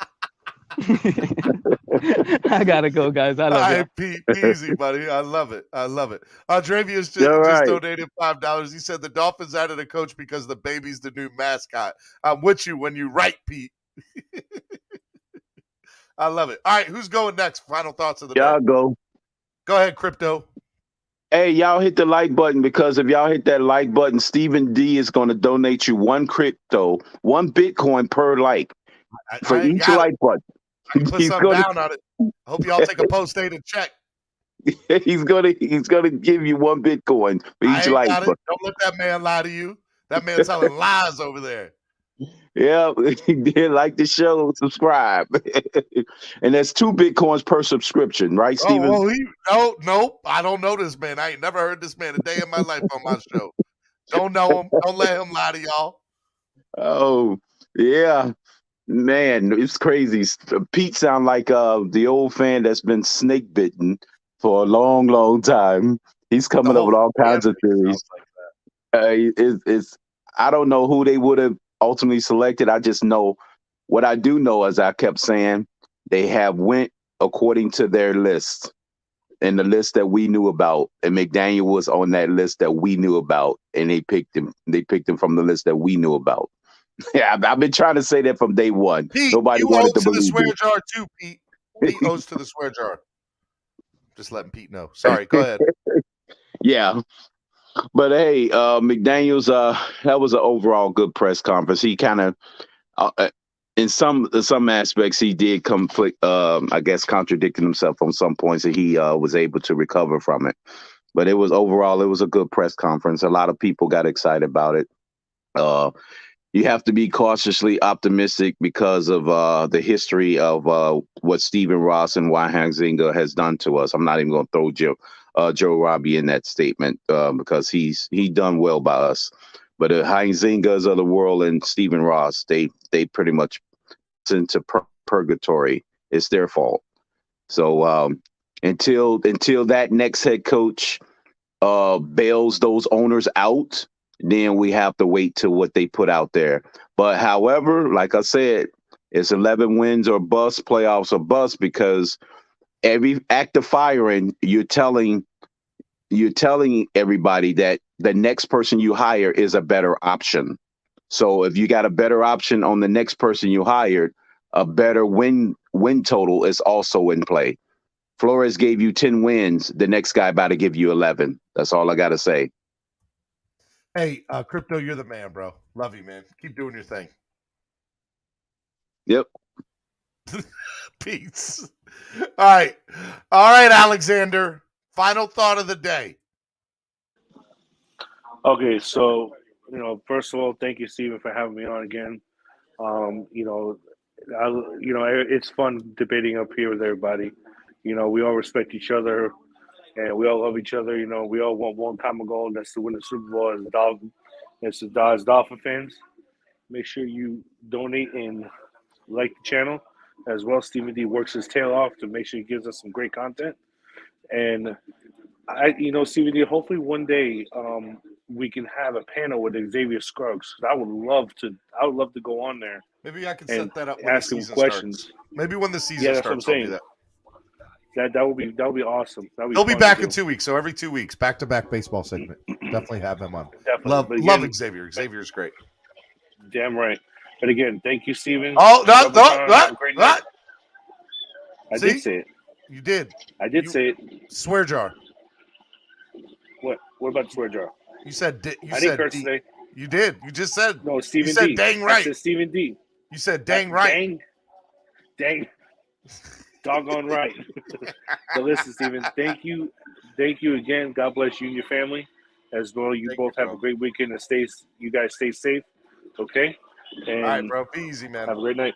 You too. And then there was two. Shout out to Pete with the $20 donation. Shout out to Andrevius with the $10 donation. Y'all are the best. So real quick, so we're twins today. Twinsies. So I've heard. Twins, Basil, twins. We're twins. Sure. Look alike. Mean, my beard's a little. I wish I knew where.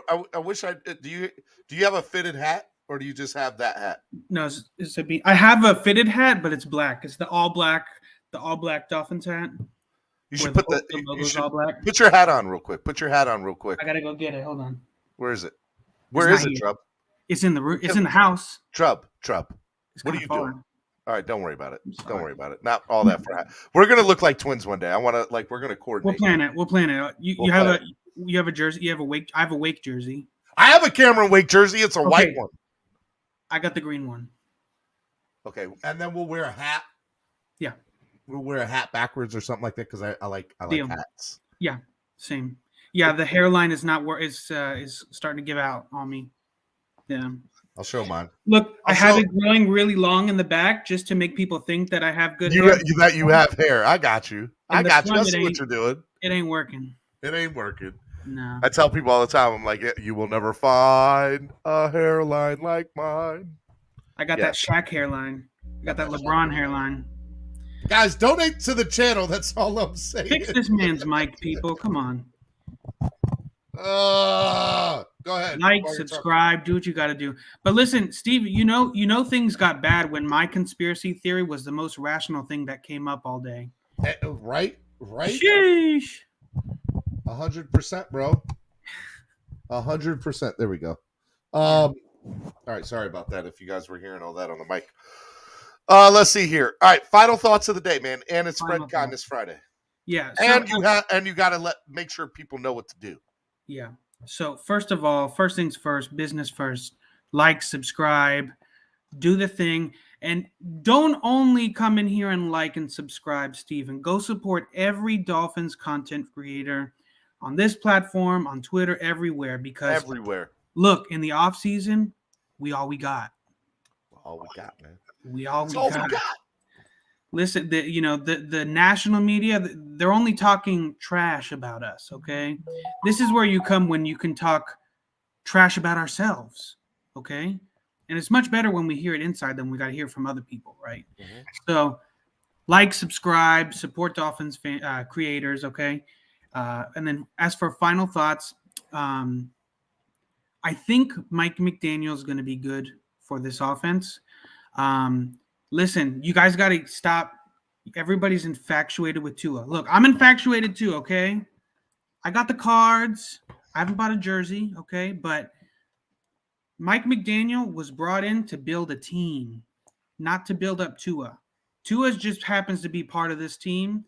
And I think if we go the 49ers route and we build a great team, an elite team, we don't need an elite quarterback. If we find one along the line, great.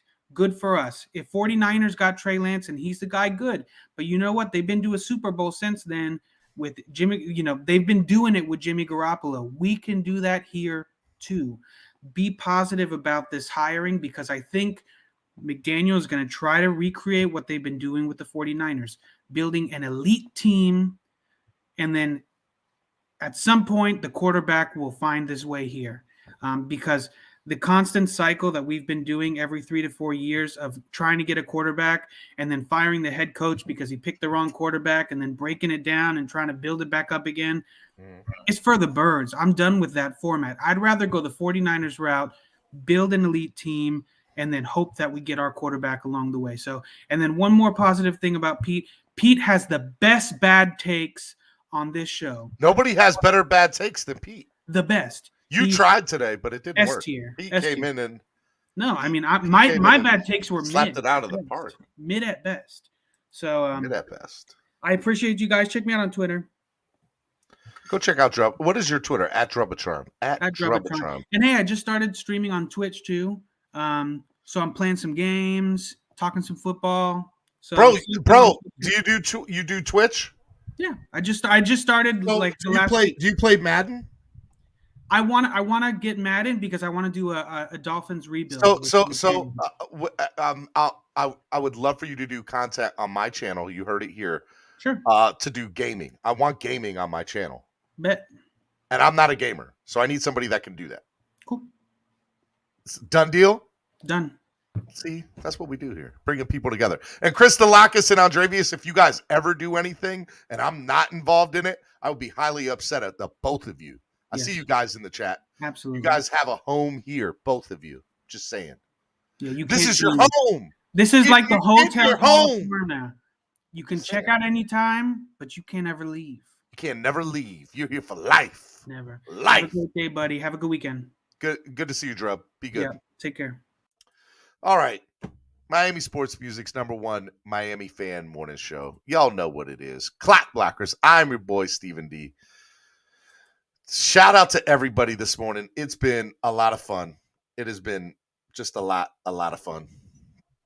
I do want to remind you guys, if you all donate, if you're able to, donate through Cash App or PayPal.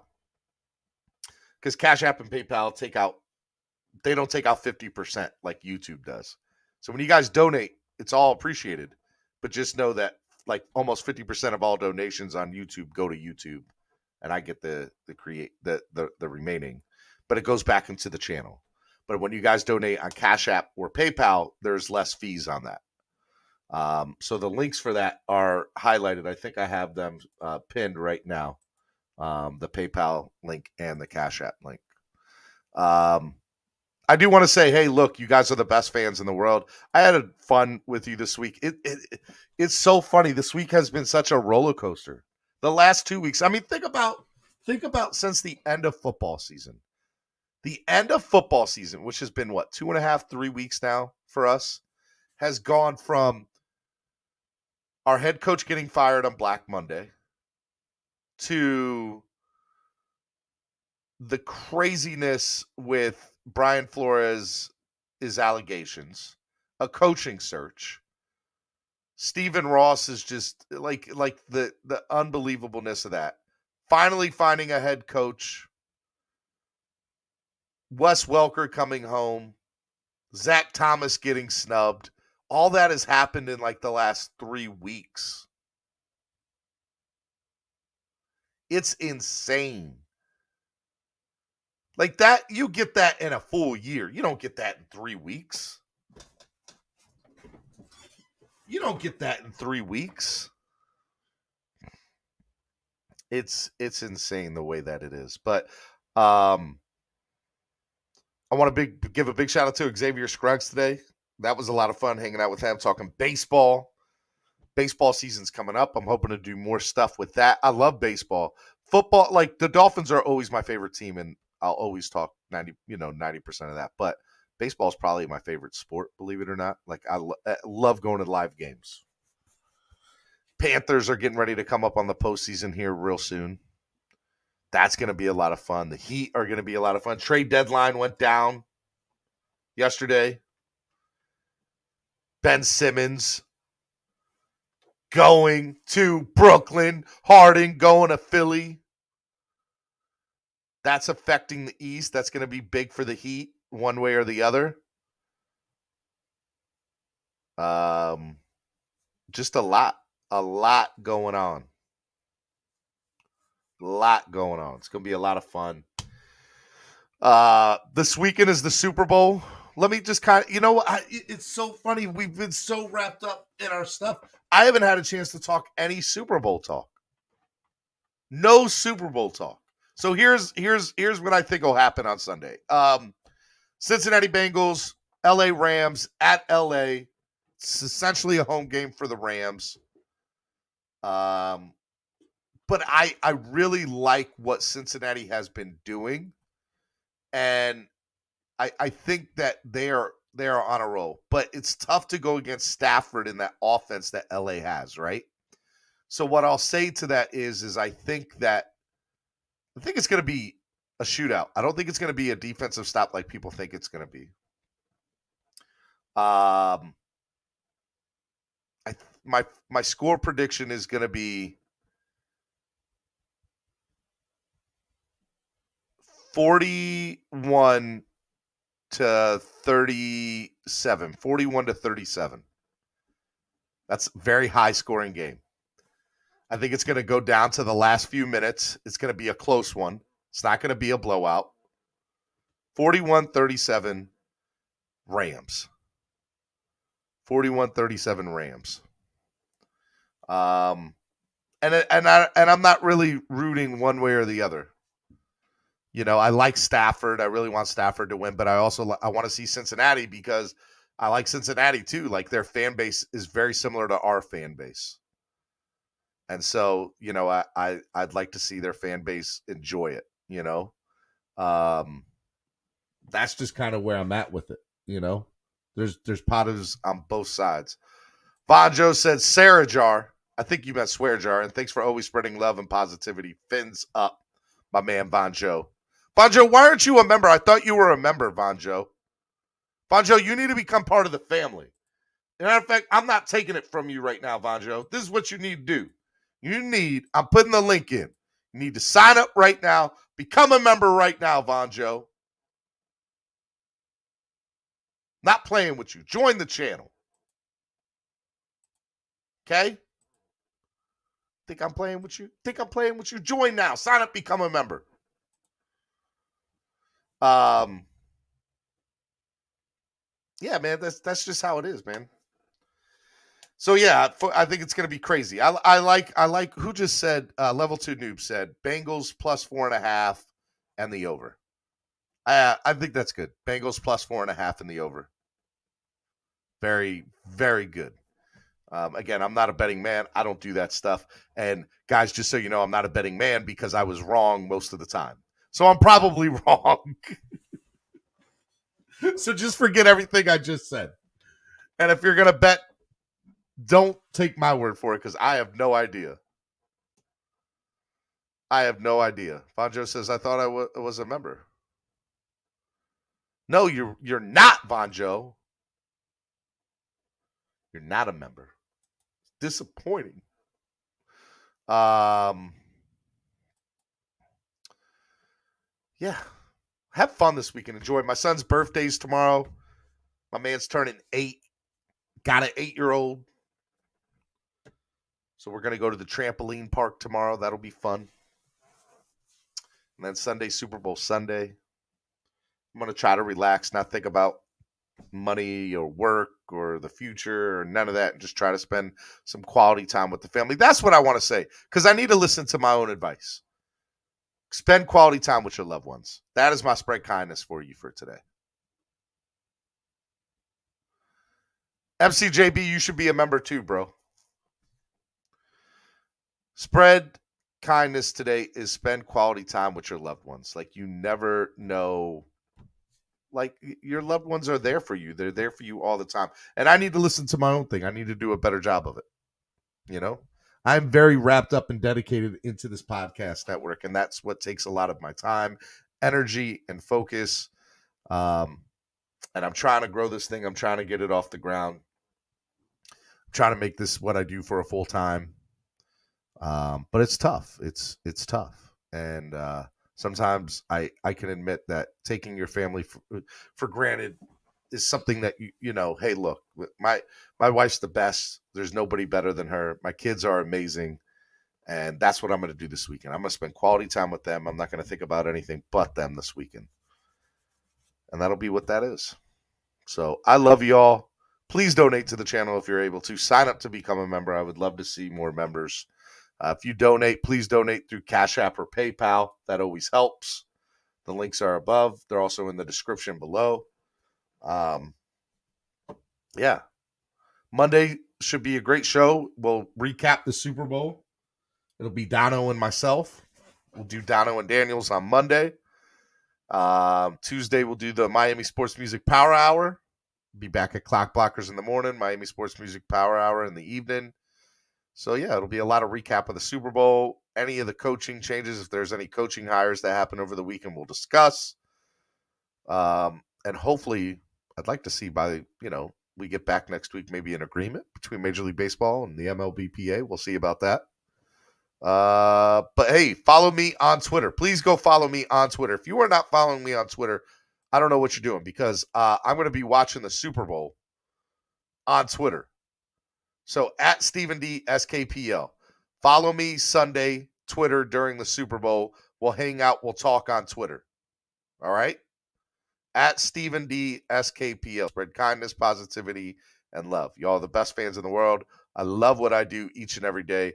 Miami Sports Music Podcast Network, home of the #1 Miami fan morning show. Clock Blockers right here. Let's go. See y'all Monday, y'all. We'll do Dono and Daniels. Let's go. Live Mondays, 9:30. I'll see y'all next week. Peace and hair grease. Love y'all.